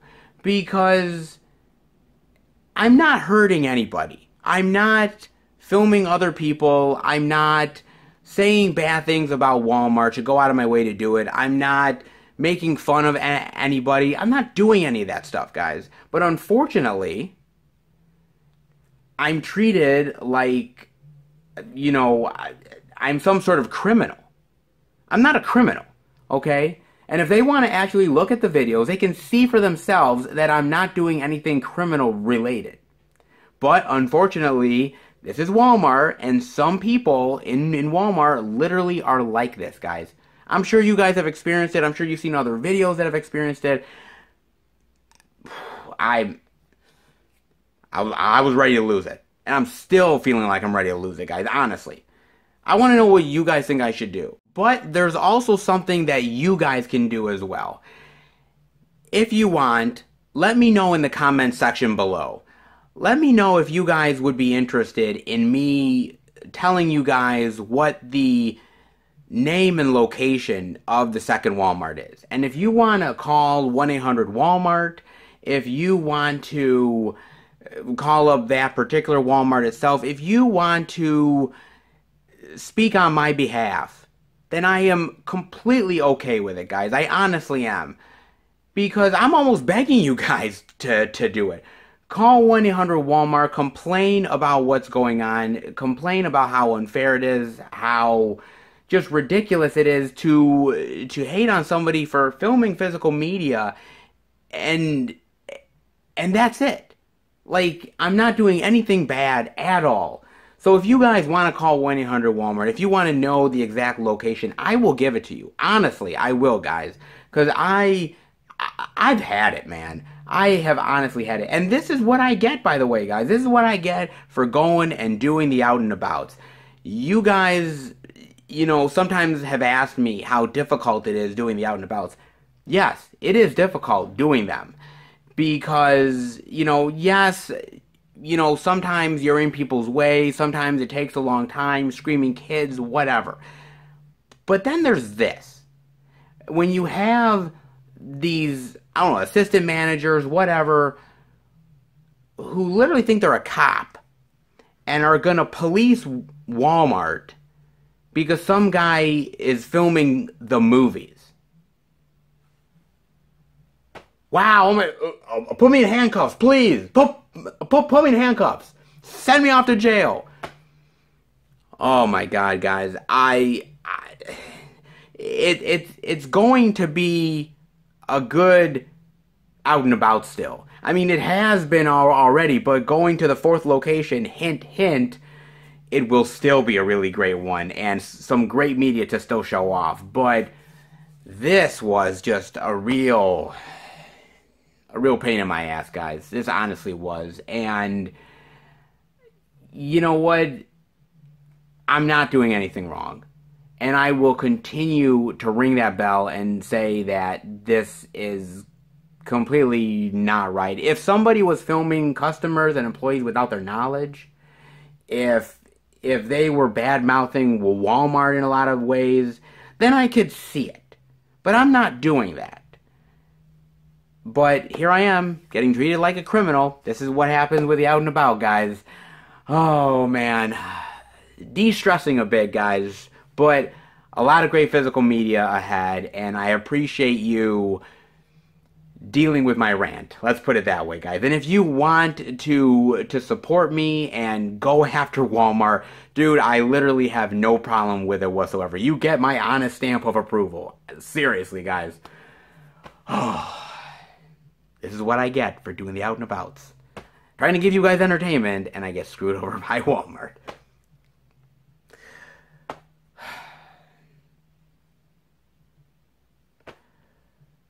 Let's get back to the video. Alright, everybody. We are at our 4th and final location. I can't wait to go in and see if we can find any cool exclusives this week. Sometimes we're pretty lucky. Other times, not so much. But more often than not, the Beast delivers. And yes, that is exactly where we are, guys. Best Buy. The Beast, baby. I'm actually really excited to see what they got, man. Actually, honestly, truth be told, this week has actually kind of really surprised me overall, man. I was not expecting a lot of the physical media that we've seen at a lot of these stores, man. A lot of really cool surprises and a lot of really great things to check out. And I think Best Buy could be one of the best. Not sure, crossing fingers. Let's hope and see. The only way we're gonna find out is to head inside, so let's give it a go. Alright, we are under the new release banner at Best Buy, and the first thing I'm seeing is they have the Blu-ray digital of Supergirl, the complete 5th season, for $31.99. Now, actually what's interesting to me is they are actually making a Superman TV show, right? Like, I heard a lot of rumors that they're actually, like, they've cast the show and they're actually gonna make like an actual Superman TV show, which actually gets me really excited, because the guy who was playing Superman on the Supergirl show, honestly, he's not half bad. I actually kind of enjoy him, really. He's pretty decent, so I am kind of looking forward to him on his own show. But I'm kind of curious if it's gonna really take away from Supergirl. And the only reason why I say that is because, like I said, like, Superman has better villains. Like, even, like, Lex Luthor is in the Supergirl show, but are they gonna have him, like, transition over to the Superman show? And a lot of, like, the Supergirl villains happen to be the Superman villains, too. So, like, I just have a feeling Superman's gonna take her thunder. So, yeah, there won't be much room for Supergirl left. I hope that's not true, because I know she's getting another season, and I'm kind of curious where that character will grow now that Arrow is gone. And like I said, there's this sort of wide gap now that is missing because of the absence of Arrow. So I'm curious of how the shows are going to either change, get better, maybe get worse because of it. But I am actually really excited to see a Superman show go on the CW. Again, it could be good at first and then completely suck, because that's the general consistency that I'm getting from a lot of people talking about the CW shows. But I don't know. I mean, it's possible. Like I said, that's why I kind of worry about if they ever do a Batman show, because it would take away from Batwoman. And the same thing with Supergirl. Like, doing a Superman show is cool, and the potential and the amount of riches that you could do from a Superman show is amazing. The villains and the plot lines and everything. I mean, there's a lot you could mine from it easily. I'm just I'm just not sure if Supergirl will take a hit because of it. There's still a lot of potential with Supergirl, the show. There's a lot of potential with it. But again, I think a lot of that potential is going to be moved on over to the Superman show. I mean, definitely let me know what you think. Do you see good times ahead for Supergirl, or do you see that with the Superman show coming in, she's kind of going to get pushed to the side a little bit? I mean, definitely let me know what you think about that, guys. You do get the Comic-Con panels for 2019, deleted scenes, and gag reel. Not a ton, just the same similar sort of CW stuff that you've seen before. Like I said, I'm currently going through season 1. I actually quite like it. It's quite decent, but I fear what's ahead for me. Definitely let me know what you guys think of Supergirl. And speaking of Superman, we have the 4K Ultra HD Blu-ray digital of Superman, Man of Tomorrow, for $24.99. Now, the Blu-ray, well, it was here. It's $17.99, unfortunately. A little empty on that one, guys. But I am happy to report that they do have an only at Best Buy exclusive 4K Ultra HD Blu-ray and digital. Includes a exclusive figure of Parasite. Actually, not half bad. Kind of looks pretty cool. Usually with these DC animated movies, Best Buy usually comes out with a little figurine, and Man of Tomorrow is definitely no exception. Not half bad, man. Now, I am really curious to know what you guys think. Out of all of the DC animated movies that they've made, which character has benefited the most from the DC animated process? Has it been Batman? Has it been Superman? Wonder Woman? Aquaman? Justice League? You name it, definitely let me know. I have to admit that as much as I've really loved the Superman stuff, and the Superman stuff has been amazing, I think the character that has benefited the most has honestly been Batman. Like, the Batman animated stuff has been amazing. Like, they do a lot of great stuff, and I think honestly, they cherish the characters in the DC animated form way better than they do the live action. I've been disappointed with a lot of the recent DC live action stuff, but the animated stuff seems to be like the best stuff they do. Like, they're light years ahead of Marvel, but then again, Marvel is light years ahead of DC when it comes to the live action stuff. So I guess it all kind of mixes out at the end of the day, but I gotta admit, man, that I've only dived into maybe a handful of DC animated stuff, and I know I've got a long way to go, and I've got to watch more, man. You guys have told me how great some of the older stuff is, and I do have to get to it eventually, but this stuff is great, and Superman Man of Tomorrow just proves it. It's so awesome, dude. Fantastic, man. And this one, I really hope they continue with this storyline of Superman. Hopefully they'll do more with the Superman story of him sort of learning about Krypton and learning about his Kryptonian powers, and maybe bring in General Zod is possible. I would love to see it, man. I think they've done a great job, man, and I look forward to every single one they do. Absolutely fantastic, man. Really awesome, and this is a cool limited edition gift set. I'm not usually the figurine guy, but the Parasite one actually looks pretty cool. You do get here Lobo, Natural Force of Chaos, Martian Manhunter, a sneak peek at the next animated DC Universe movie. Can't wait for that. I don't know what that is, actually. And 2 bonus cartoons as well. Not bad, actually. Not bad at all, dude. I gotta admit, like, Superman has a great rogues gallery of villains. Not as good as Batman and some of the other ones, but I could definitely see the potential for bringing in more Lobo and maybe Doomsday, even though Doomsday seems like a long ways away. I would do Doomsday again, you know, do more with Lex. I mean, there's some great avenues to go here. I'm curious to see where they go with this. Honestly, I do, man. Not half bad on that. Really great. And for all you DC animated lovers, this is easily a must-buy. Then I'm seeing on Blu-ray DVD digital that weird cow movie that still kind of baffles me. I'm not gonna lie, man. That's a weird one for $17.99. And then they have 3 steelbooks right here. All 4K Ultra HD, includes the Blu-ray as well. Incredible Hulk, Psycho and the Invisible Man. Interesting that they're putting an Invisible Man steelbook out now after the initial release that the movie got on physical media. Kind of weird that they're doing that, but I guess why not? Better late than never? Fair enough, man.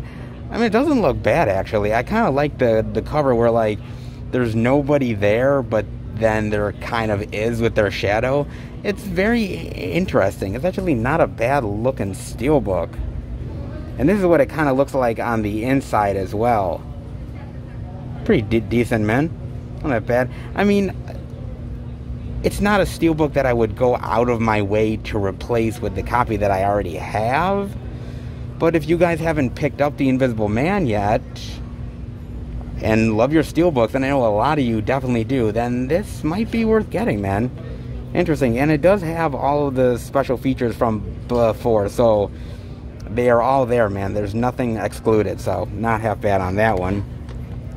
Then they also have Psycho, Alfred Hitchcock's Psycho, to be exact, man. And not that crappy remake shit. Now, out of all of the Alfred Hitchcock movies, out of every single one of them, guys, Psycho is my absolute favorite Alfred Hitchcock movie of all time. And it's one of my favorite horror movies of all time as well. I love this movie. I love the black and white. I love Norman Bates. He's sympathetic, but yet completely psychotic.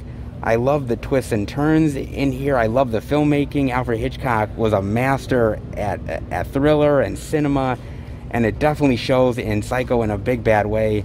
Really amazing movie. Love this to death. Now, this is the 60th anniversary edition. My God, man, 60 fucking years with this movie. That's wild, man. That is craziness. But well deserved by far. And it's the uncut version. Now, truth be told, I didn't really ever know there was an uncut version that came out for such a long time. I was not sure about this one. But I did some research on it, and actually what is uncut here is actually a few seconds here, a few seconds there.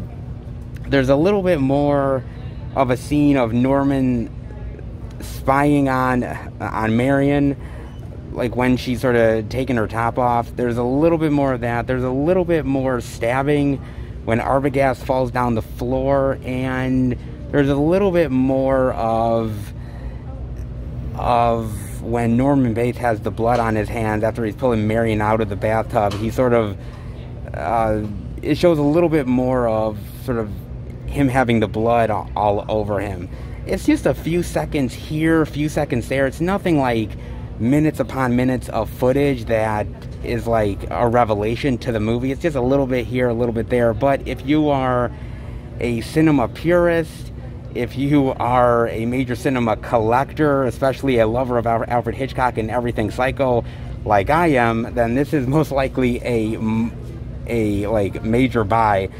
And in 4K, I would assume Psycho is going to look good in 4K. It's a 60-year-old movie, but it's one of those properties that is like very, very big for Universal. So I'm assuming they put a lot of care into this as well. I'm assuming they do. Like I said, I'm a purist. I'm a lover of Psycho. I've owned a lot of releases of Psycho in the past, and this might be another one that I got to pick up, guys. Now, you do get two versions here. You get the Psycho uncut version, and you also get the Psycho that's been widely around for a long time, and plus all of the special features that has been on previous releases as well, both on Blu-ray and 4K. Not half bad, man. Like I said, I'm a lover of Hitchcock, but I'm a lover of Psycho, and Psycho is the best in my opinion. And to see this, it might be a buy, man. I mean, even for a few extra seconds of footage, I'm just a Psycho lover and a purist, and this does look pretty cool, the steelbook with the knife. So cool, man. Not bad steelbook on that one.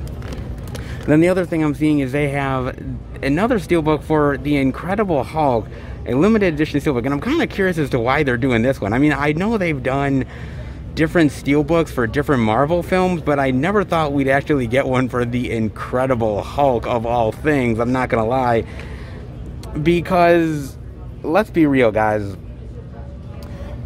People really don't like the Incredible Hulk, man. You know how many lists that I have seen over the years of, like, well, the ranking all the Marvel movies. They're the worst Marvel movies of all time. And, like, this is always on the list of, like, the lowest or one of the worst.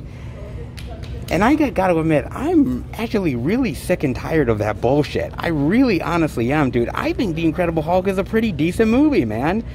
I mean, yes, it's not the best Marvel movie of all time, and it ranks kind of low, but, I mean, I would rank Thor: The Dark World a little lower than this. I mean, yes, there's elements to this movie that is still not around to this day. I mean, we still don't know what the hell's going on with Abomination. On top of that, like, I really wanted them to do something with the leader.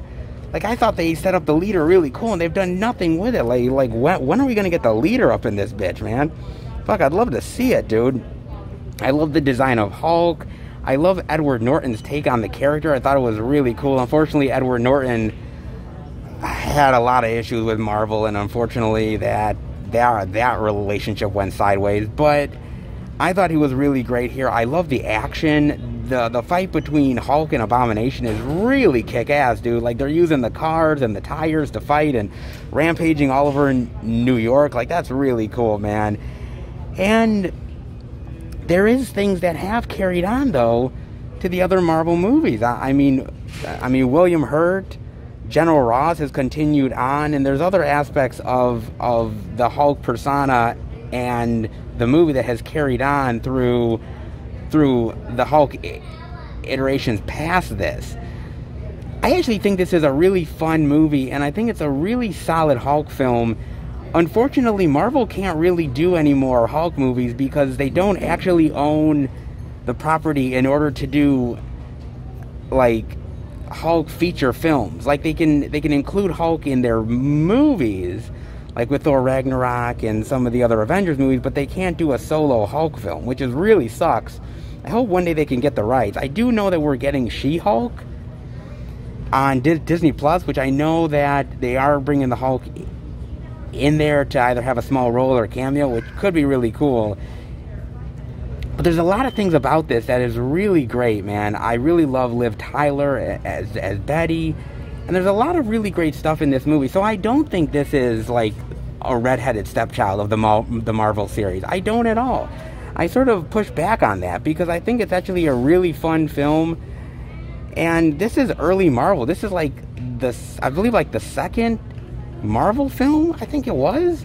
So like this was way before Marvel became what it is now. They were building the universe, and I think Hulk was a really good Phase 1 Marvel film.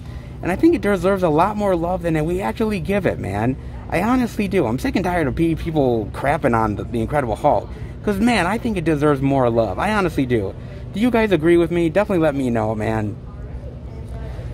All the special features as well. Not half bad. Really great, solid Hulk film.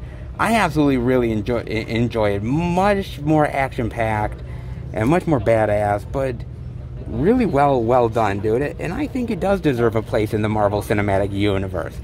I'm sick of people sort of denying its existence. It's real, it's here, Hulk is badass, and we need to accept this movie, man. Not bad. I'm just kind of curious why they're putting this out now, but I guess better late than never, right? Not half bad. And not half bad for some of the Steelbook love here. Another great Superman Man of Tomorrow exclusive from DC. Of course, Supergirl love. Not half bad, guys. Not half bad so far. Pretty decent. Let's see what else they got. And we are over in this section, guys. And the first thing I'm seeing is they have the Blu-ray digital of Retaliation for... yeah, no price on this one, guys. Unfortunately, can't tell you what the price on this is.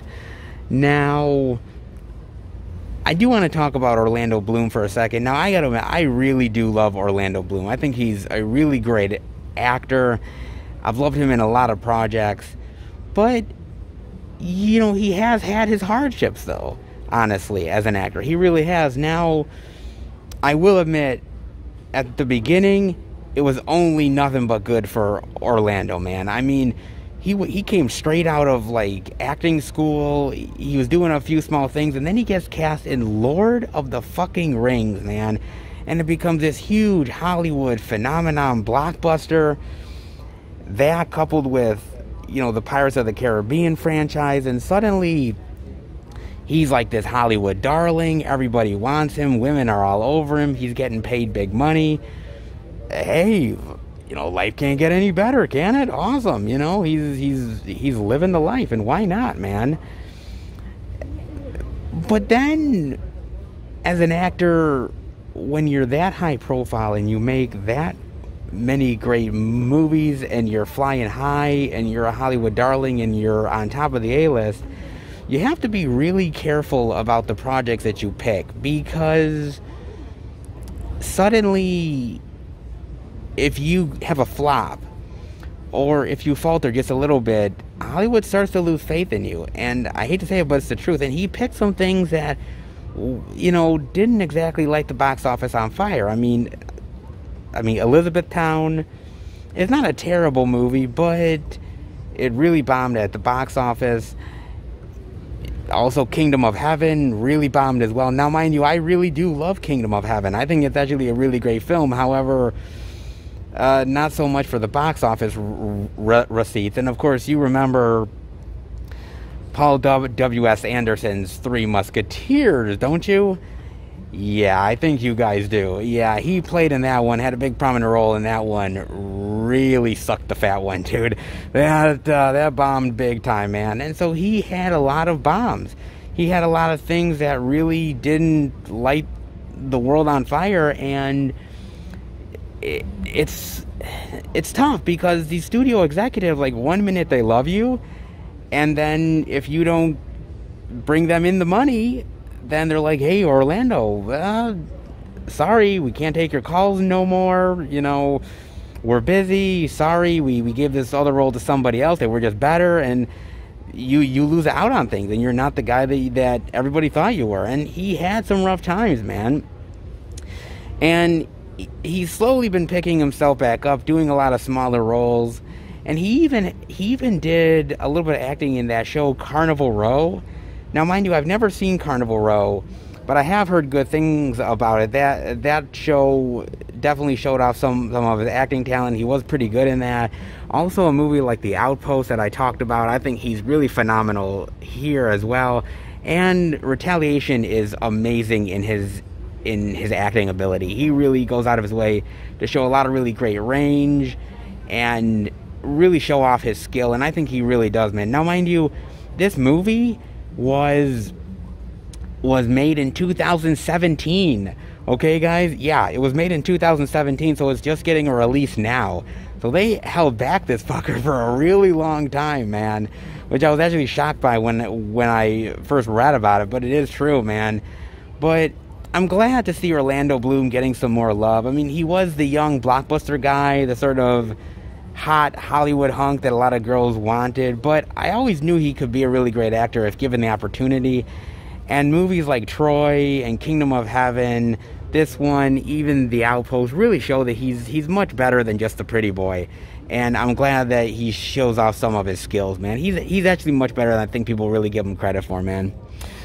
You have audio commentary and the making of Retaliation. Not bad special features. Pretty decent, man. Like I said, the cover to this has nothing to do with the actual synopsis. Because, man, you go into this movie thinking that he's some badass taking out these motherfuckers. Like, no, that's not what it is. It's so different.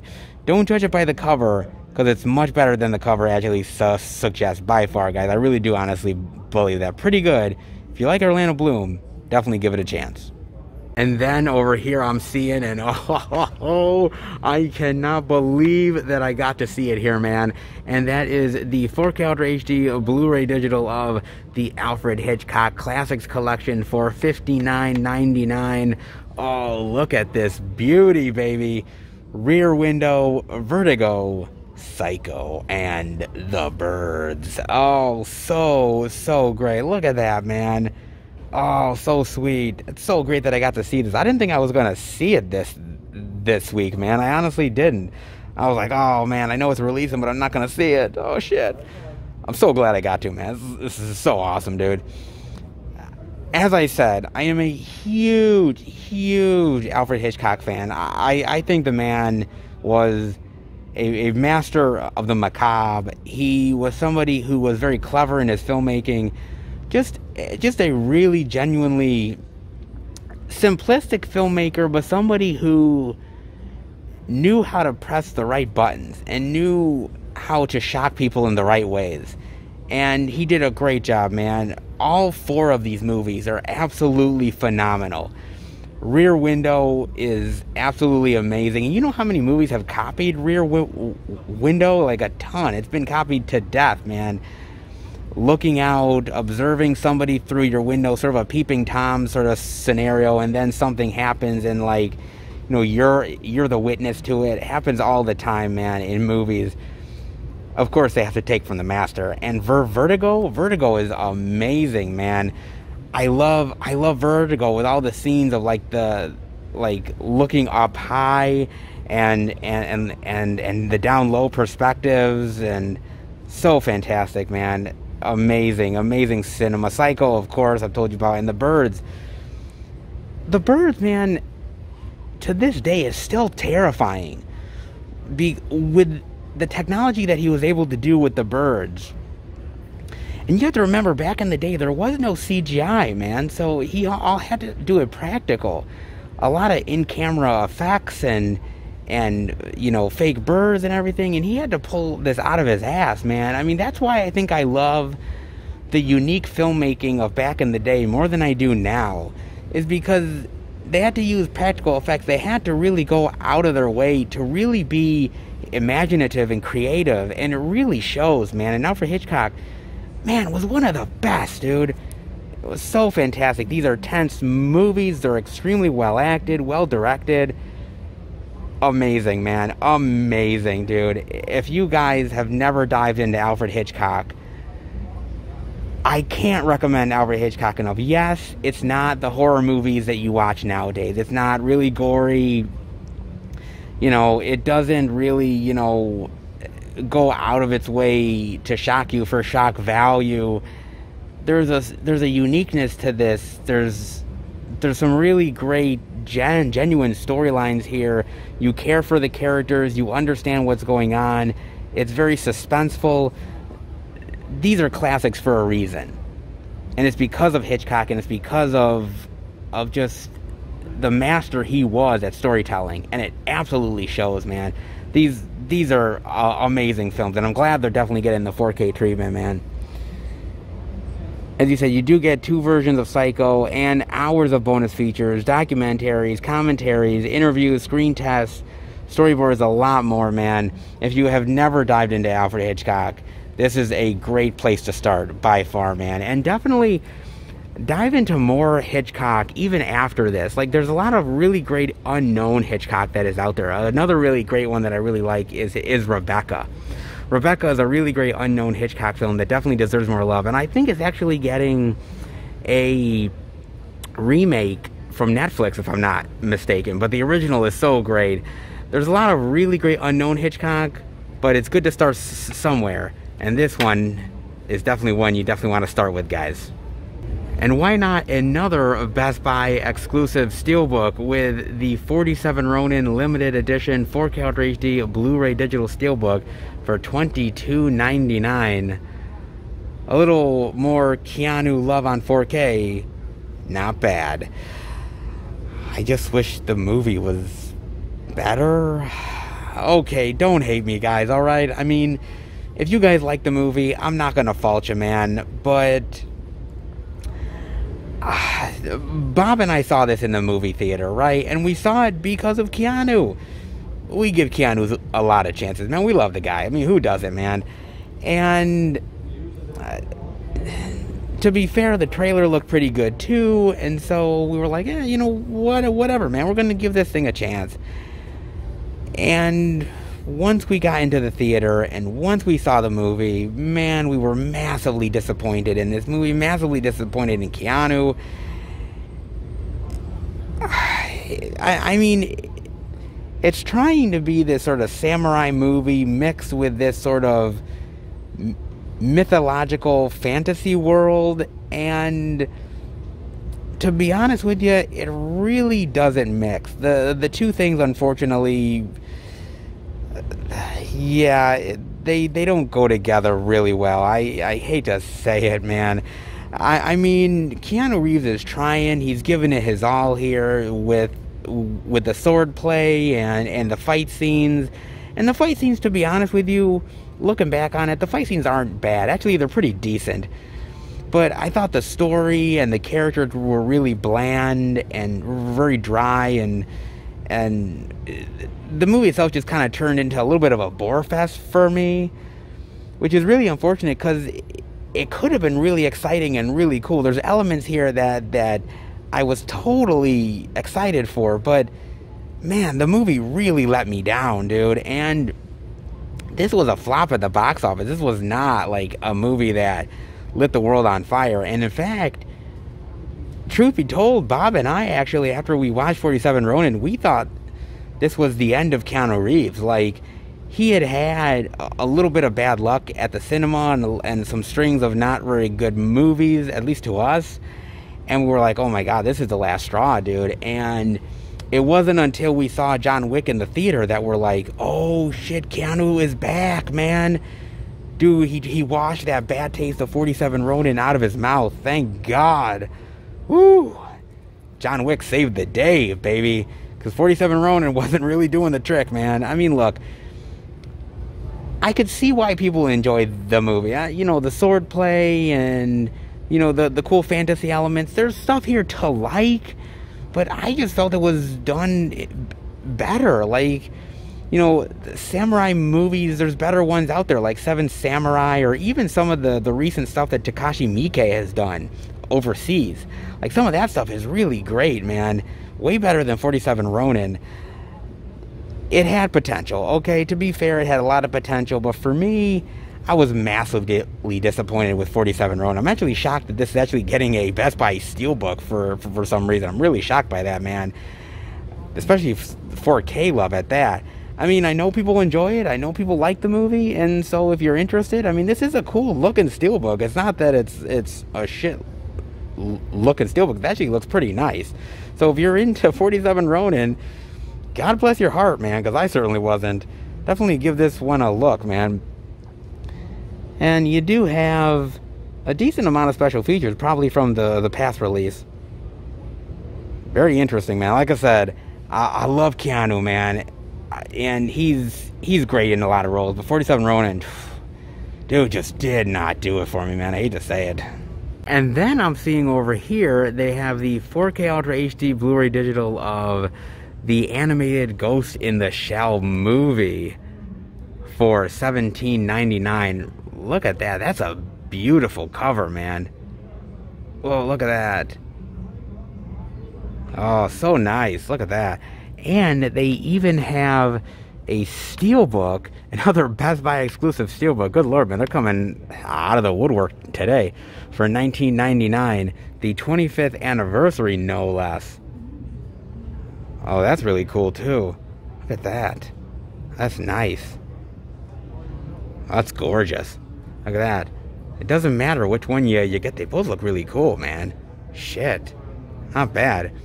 Now, I have never seen the animated movie, but by far, I have heard nothing but amazing things about Ghost in the Shell. I honestly have. That this is one of the best sci-fi anime movies of all time. It literally reinvented the genre. That it's stunning, it's amazing, it's spectacular. I've heard it all, dude, about this movie, and I gotta at some point watch it, man, because I am really intrigued by this. And I guess I never really knew much about Ghost in the Shell until the Scarlett Johansson movie. It came out some years back, and I know that movie, man, talk about getting shit on all over the place, man. That movie got like complete crapped all over, dude.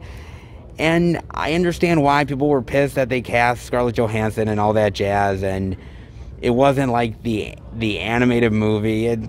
I get it, dude. You know, when you're a purist and when you love something, you don't want them to fuck it up. I get it, dude. I honestly do. So, you know, people were pissed, man.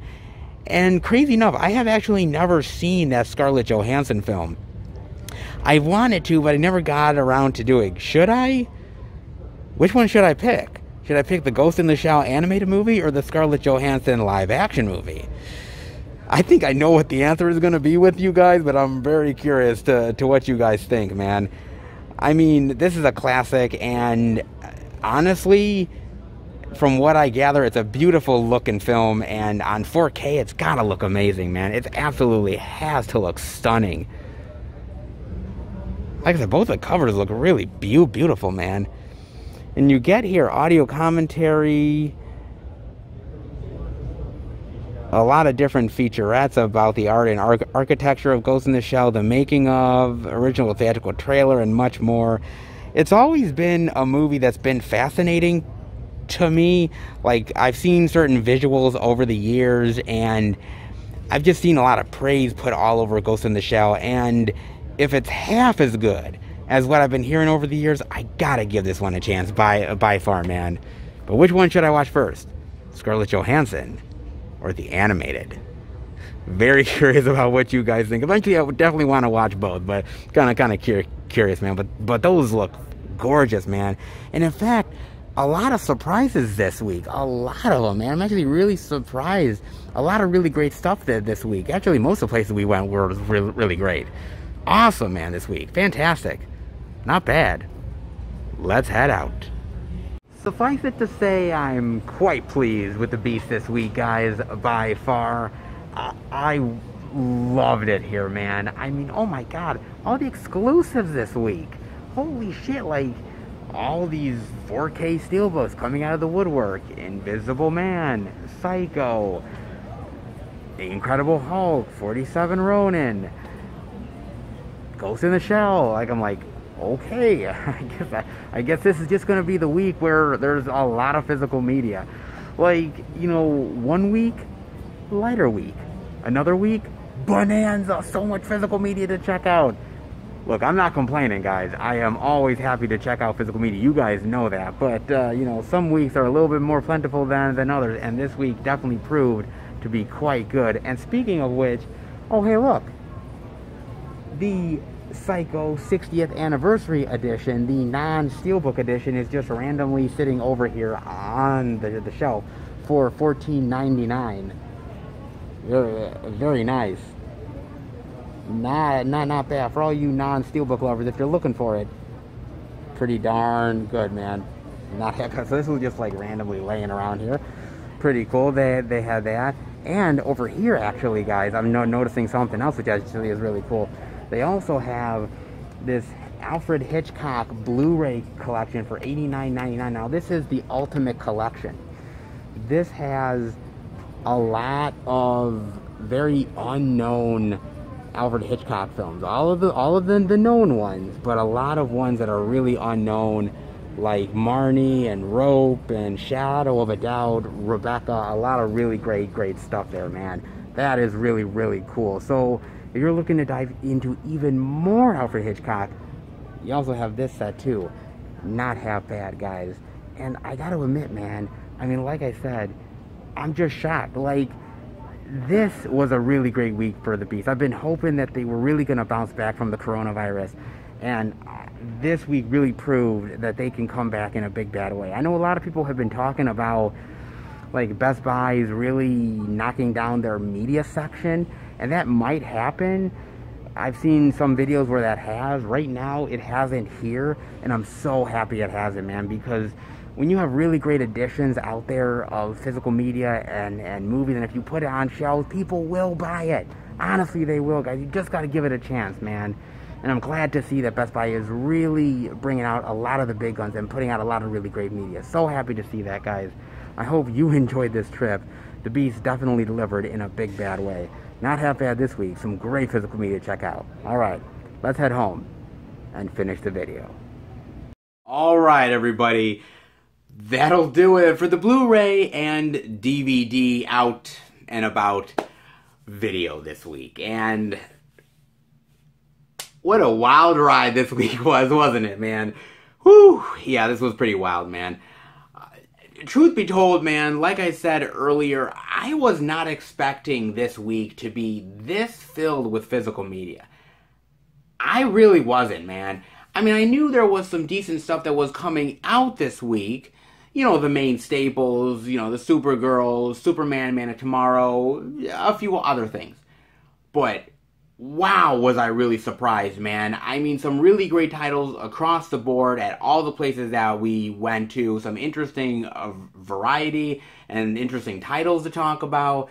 I mean, I was blown away, man. I really honestly was, and it was a pleasure to do this out and about. Like I said, some weeks we're literally like trying to find whatever it is to show off, and some weeks are huge and you're just surprised. And that's why the out and abouts happen, because truly, you never know what you're going to find until you enter into that store. By far, guys.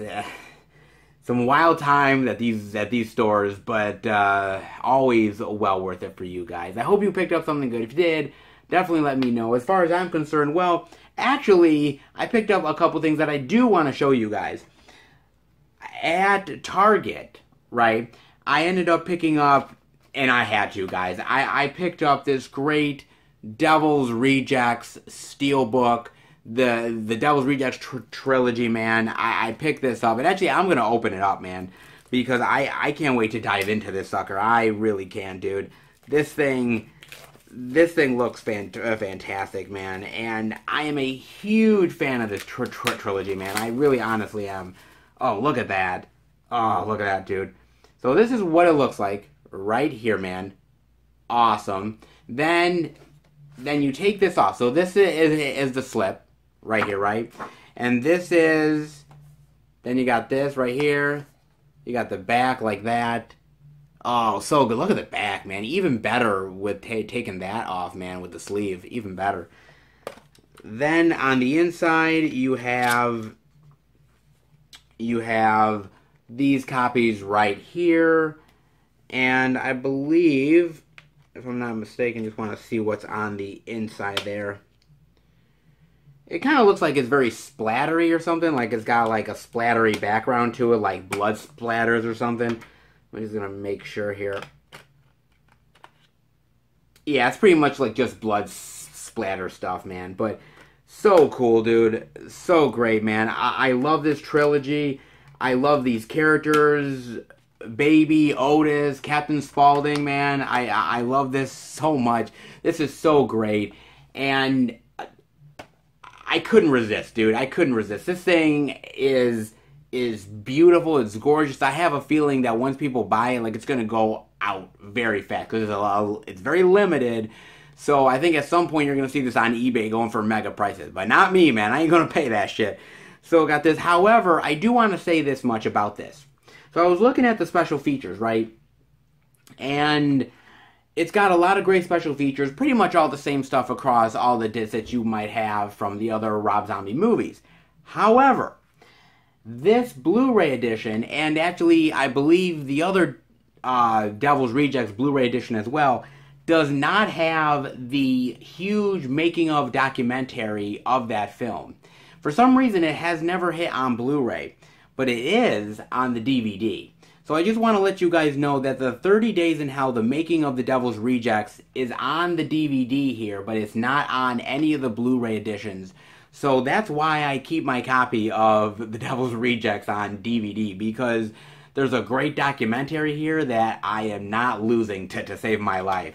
This is a great edition, but sometimes you got to make sure that between all the media that you own, that you get to keep the actual special features that matter the most. And that's a great documentary, and I'm not getting rid of it anytime soon. It's a great edition, a lot of great special features, but it is missing one important one, though, guys. But still really fantastic and a great looking steelbook, worth putting in the collection by far, man. So I do have that.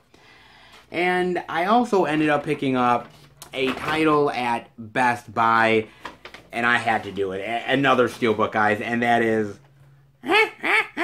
yeah, picked up Psycho, baby. Psycho. Look at this. Oh, so good, man. So fantastic. I definitely want to dive into this, man. I really, really love Psycho. I told you guys how much I do. I own the other edition of Psycho that is out there in the market. I think it's another like anniversary edition that I own. But this I had to get. As a Psycho lover, as a Psycho completist, like I'm just like I had to pick it up, man. So this is what it looks like. I'll kind of pin it up there. So you've got on this side, you got the gray with the knife and Janet Leigh. And they got that. And then on the back side, you have the Bates Motel and more with the lovely knife there. Very cool. Of course, this spine right there too. Very, very nice. And then on the inside here, just want to show you guys. So you have this here with sort of Norman Bates, like, wow, looking away, man. Very, very cool. And on the other side, I think it has... Oh, it just has more of the stairs. So that's what it has, guys. Very, very nice, man. It's a really, really great looking steelbook. Psycho uncut. And yes, it's only a few minutes of footage, to be fair, guys. But honestly, as somebody who loves the movie as much as I do, I wanted it, man. And I'm so glad to get this. Looks really cool in person. And dude, I couldn't pass it up, man. So I did get that as well. So those two I did pick up. Some interesting steelbooks for the collection by far, guys. So those are nice. But that is not all, because I also got a few packages in the mail, guys. Indeed, I did. And the first package I got was actually from Diabolic DVD. They love me, what can I tell you? And this is actually 2 Scream Factory editions that came out last month. Some really unique horror films. One is more of apartment horror, and the other one is a Stephen King horror flick. Scream Factory always diversifies their horror, and some really cool ones here. One that I've never seen before, and one that I've seen a long, long time ago. Both have never been in the collection, so I'm definitely happy to pick those up. So those are really cool. I also ended up getting a package from Amazon Prime, and this is actually a Warner Archive collection release with Whoopi Goldberg. Man, this is a movie that, my God, I hadn't seen all the way back when I was a kid, man. And it's been a long time. And when Warner Archive Collection announced it, I was like, oh my God, this is like a blast from the past. I mean, I remember loving this movie, and it really, really taught me a lot of life lessons. And I couldn't believe that it was actually coming out on physical media. I was like, oh my God, this is like crazy blast from the past. So I had to pick this up. So Warner Archive Collection right here. And another Diabolic DVD package, guys. This is actually a Code Red release. Actually, it's a older Code Red title. It actually was one that was out of print for a really long time, and they put it back in print for a really short run, and I had to pick it up. I've heard nothing but good things about this movie.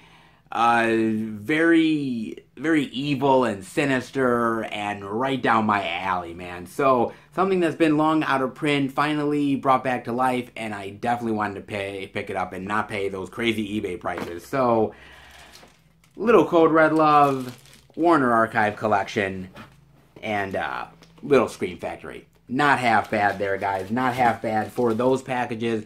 But you guys will not get to find out exactly what I picked up until my Blu-ray pickles video for September will drop next month. It'll show off all the titles that I got for the month. And my God, man, it is going to be fantastic. The stuff that is coming in the mail, the stuff I've already gotten, great boutique label love, the out-of-print titles, collectors, limited edition, retro stuff, weird and odd. You guys know I pick up some unique stuff, and this will definitely be no exception. So definitely tune in when that drops. You guys will not be disappointed. And before I let you guys go, there was something that I saw through Facebook that really interested me, and I'm kind of curious as to what you guys think about this. So, not too long back, they announced that they were releasing the Rambo collection in unique steelbooks, in this sort of great steelbook collection packaging that's only going to be at Best Buy. And it actually, truth be told, looks really cool, man. I can't wait to hopefully check it out in the stores. I think it's going to look killer, man. But, you know, I was on one of these groups that I'm on through Facebook, and there were some people that were talking about this release. The Rambo release specifically. And one of the people under the comment section was saying that he is so sick and tired of these re-releases and these different editions of movies that are coming out, that he's just so sick of it that he's switching to streaming. He's just going to stream all of his stuff, and he doesn't have to worry about buying this new edition or that new edition of this. He's just so sick of it that he's done with physical media. And I was like, really? Like, just because another edition comes on the market, that's the final straw? I mean, on one hand, I understand where he's coming from frustration-wise. Because, you know, look, you pay for a 4K edition, right? Or you pay for a Blu-ray edition of a movie that you really love and you think is great, and then 6 months later, a year later, whatever, another edition comes out. And, oh, well, this now has this uncut footage in it. And then there's this other edition that has even more special features. And, oh, you gotta pick up this one, because if you're a completist, it's happened with so many things. Friday the 13th, RoboCop, the Alien series, on and on and on and on. The Marvel stuff, you name it, man. Disney, it's Disney's habitual with it. What am I talking about? I mean, it's just kind of nuts. So I get the frustration of, like, oh my god, yet another edition to come out, and if I don't buy this edition, then I'm going to miss out on this thing here or that thing there. I get it. It is frustrating. On the other hand, I have to push back, because you have to remember that there is a lot of editions of movies that come out, and after a certain amount of period of time, they are no longer on the market. They're no longer on store shelves. You can't get them online. They are literally now out of print. And the only way to get them is if you're going through eBay and you're going through some of these other people, and you are going to be paying incredibly ridiculous prices, man, by these scalpers who literally do not give two giant shits about you whatsoever. They could care about, you know, what your living situation is or how much money you have. They don't care if you love the movie and really want that edition. They just want to screw you over. Okay? And so, you know, when new editions come out on the market, in a lot of ways, it's actually a good thing, because it gets that title out on the market yet again. It lowers the prices of the older releases, and it gives people an opportunity to get that movie that wouldn't have been able to get it otherwise. And I think that's important. I mean, look, I understand that when you have popular titles like Rambo's or Lord of the Rings or the Alien series or Terminator or you name it, you're always going to see editions come out year in and year out. It's just to be expected. But there's a lot of these titles out there, whether it's through Scream Factory or Arrow or some of these other companies, that maybe Scream Factory only has the rights to North America, but they don't have the rights to the UK and other countries, but somebody like Arrow does. And you have two competing releases. What's right? What's wrong? You know, which version to get? Well, that's up to you. But the great thing about it is it's on the market for you to decide to get it. I would rather there be more editions of movies out there in the world for people to get a chance to buy, rather than it be extremely limited and we're paying $50, $60 for a release just because it went out of print like a month ago. And all the scalpers took all of them, and we gotta fight them in order to get a copy. Like, I've been there, guys. I don't want to go back to that. Okay? And look, I get it. You know, I've bought VHS, I've bought DVD, I've converted over to Blu-ray, and now you have 4K, and then it's like, okay, well, you have the regular 4K, and now there's a 4K Steelbook. And, you know, and now there's that edition, and then, you know, there's a super duper deluxe edition, and it's like, I know it can get really frustrating, guys, and I know at a certain point you put your hands up and you say, I'm just done. I'm over it. I'm just, you know, no more, man. But just because it's out there in the market doesn't mean that you have to buy it. It just means that it's out there for people who are interested to want to buy them and to want to give it a chance. I'm okay with this, guys. Honestly, I am. I understand where the frustration is coming from, and I think, you know, when somebody sees something like this Steelbook collection of Rambo that's coming out, I think they look like, okay, the 4K editions have already come out. Then there was the Blu-ray collection that came out, and then there was a DVD collection, and now, oh, geez, now this again. And I see where the frustration really lies, and I get it, 100%. But just because there's multiple releases of a certain movie out there doesn't mean that you know, that they're just releasing the same old garbage over and over again because they want to. First of all, if the stuff sells, of course they're going to put more of it out there. That just makes sense. But also, it just gives people an opportunity to buy it that didn't otherwise. And look, there's a lot of people out there. There's a lot of movie collectors and movie lovers out there that are very young and are just getting into movies now. And they haven't seen a lot of the classics yet. And what if they watch, you know, a certain classic title and are really fall in love with it? And then they find out, oh my God, the movie is literally has been out of print. There's no new edition out there. And I literally have to go on eBay to pay this guy who could give two shits. Like a lot of the younger collectors out there, I really feel bad for the younger collectors out there, because a lot of them are getting screwed over by these titles that they're interested in, but because they're in shortage, or that they were very limited, they didn't get a chance to get them, and they missed out, and now they have to try to, you know, forge ahead and try to find whatever edition they can. They are afforded as much of a chance to get these titles as any of us are. Collecting is not easy. And you have to be very diligent in your collecting. You have to understand that you don't have to break open the wallet for everything. But if you want to, it's there for you to do it. And I think that's only a good thing, guys. I really honestly do. I mean, let me know what you think about this. I know it can get really frustrating. And sometimes you go to, oh, God, another edition. Oh, great. But just think of other people out there who have finally gotten the opportunity to get that title. Maybe you don't need it, but maybe somebody else does, and it's worth it for them.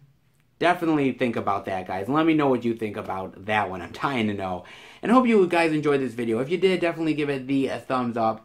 And if you're new to the channel, welcome. Check out the other Blu-ray and DVD Tuesday videos I've done. Check out the movie hunting videos, the Blu-ray pickup videos, the live streams, theatrical movie reviews, and much, much more. If you are a lover of movies and physical media, hit subscribe and become a part of the Film Fan Nation. I want to thank you guys so much. The subscribers, you guys are great. You give me really fantastic feedback and great comments, and you're there to watch the videos, dude. And I can't believe it, man. I mean, look, man, sometimes days suck. Like, you know, your boss yells at you, you get road rage, and you know, you just want to sit back and relax. And hopefully I give you guys entertainment that you can chill out to. I hope I do. If I've done that job even a little bit, then I'm very thankful, guys. But I appreciate you guys going out of your way to watch the videos. And you give the love to me, and I hope I give the love right back to you. So thank you so much. So if you like how I talk about movies and physical media, definitely hit subscribe. And keep up to date with everything I'm doing through Twitter, Instagram, and Facebook. FilmFan108. Keep up to date with everything I'm doing, plus special pictures and videos I do from time to time on social media as well. Alright, guys, I will see you back next week for another out and about video. Take care, everybody, and happy hunting.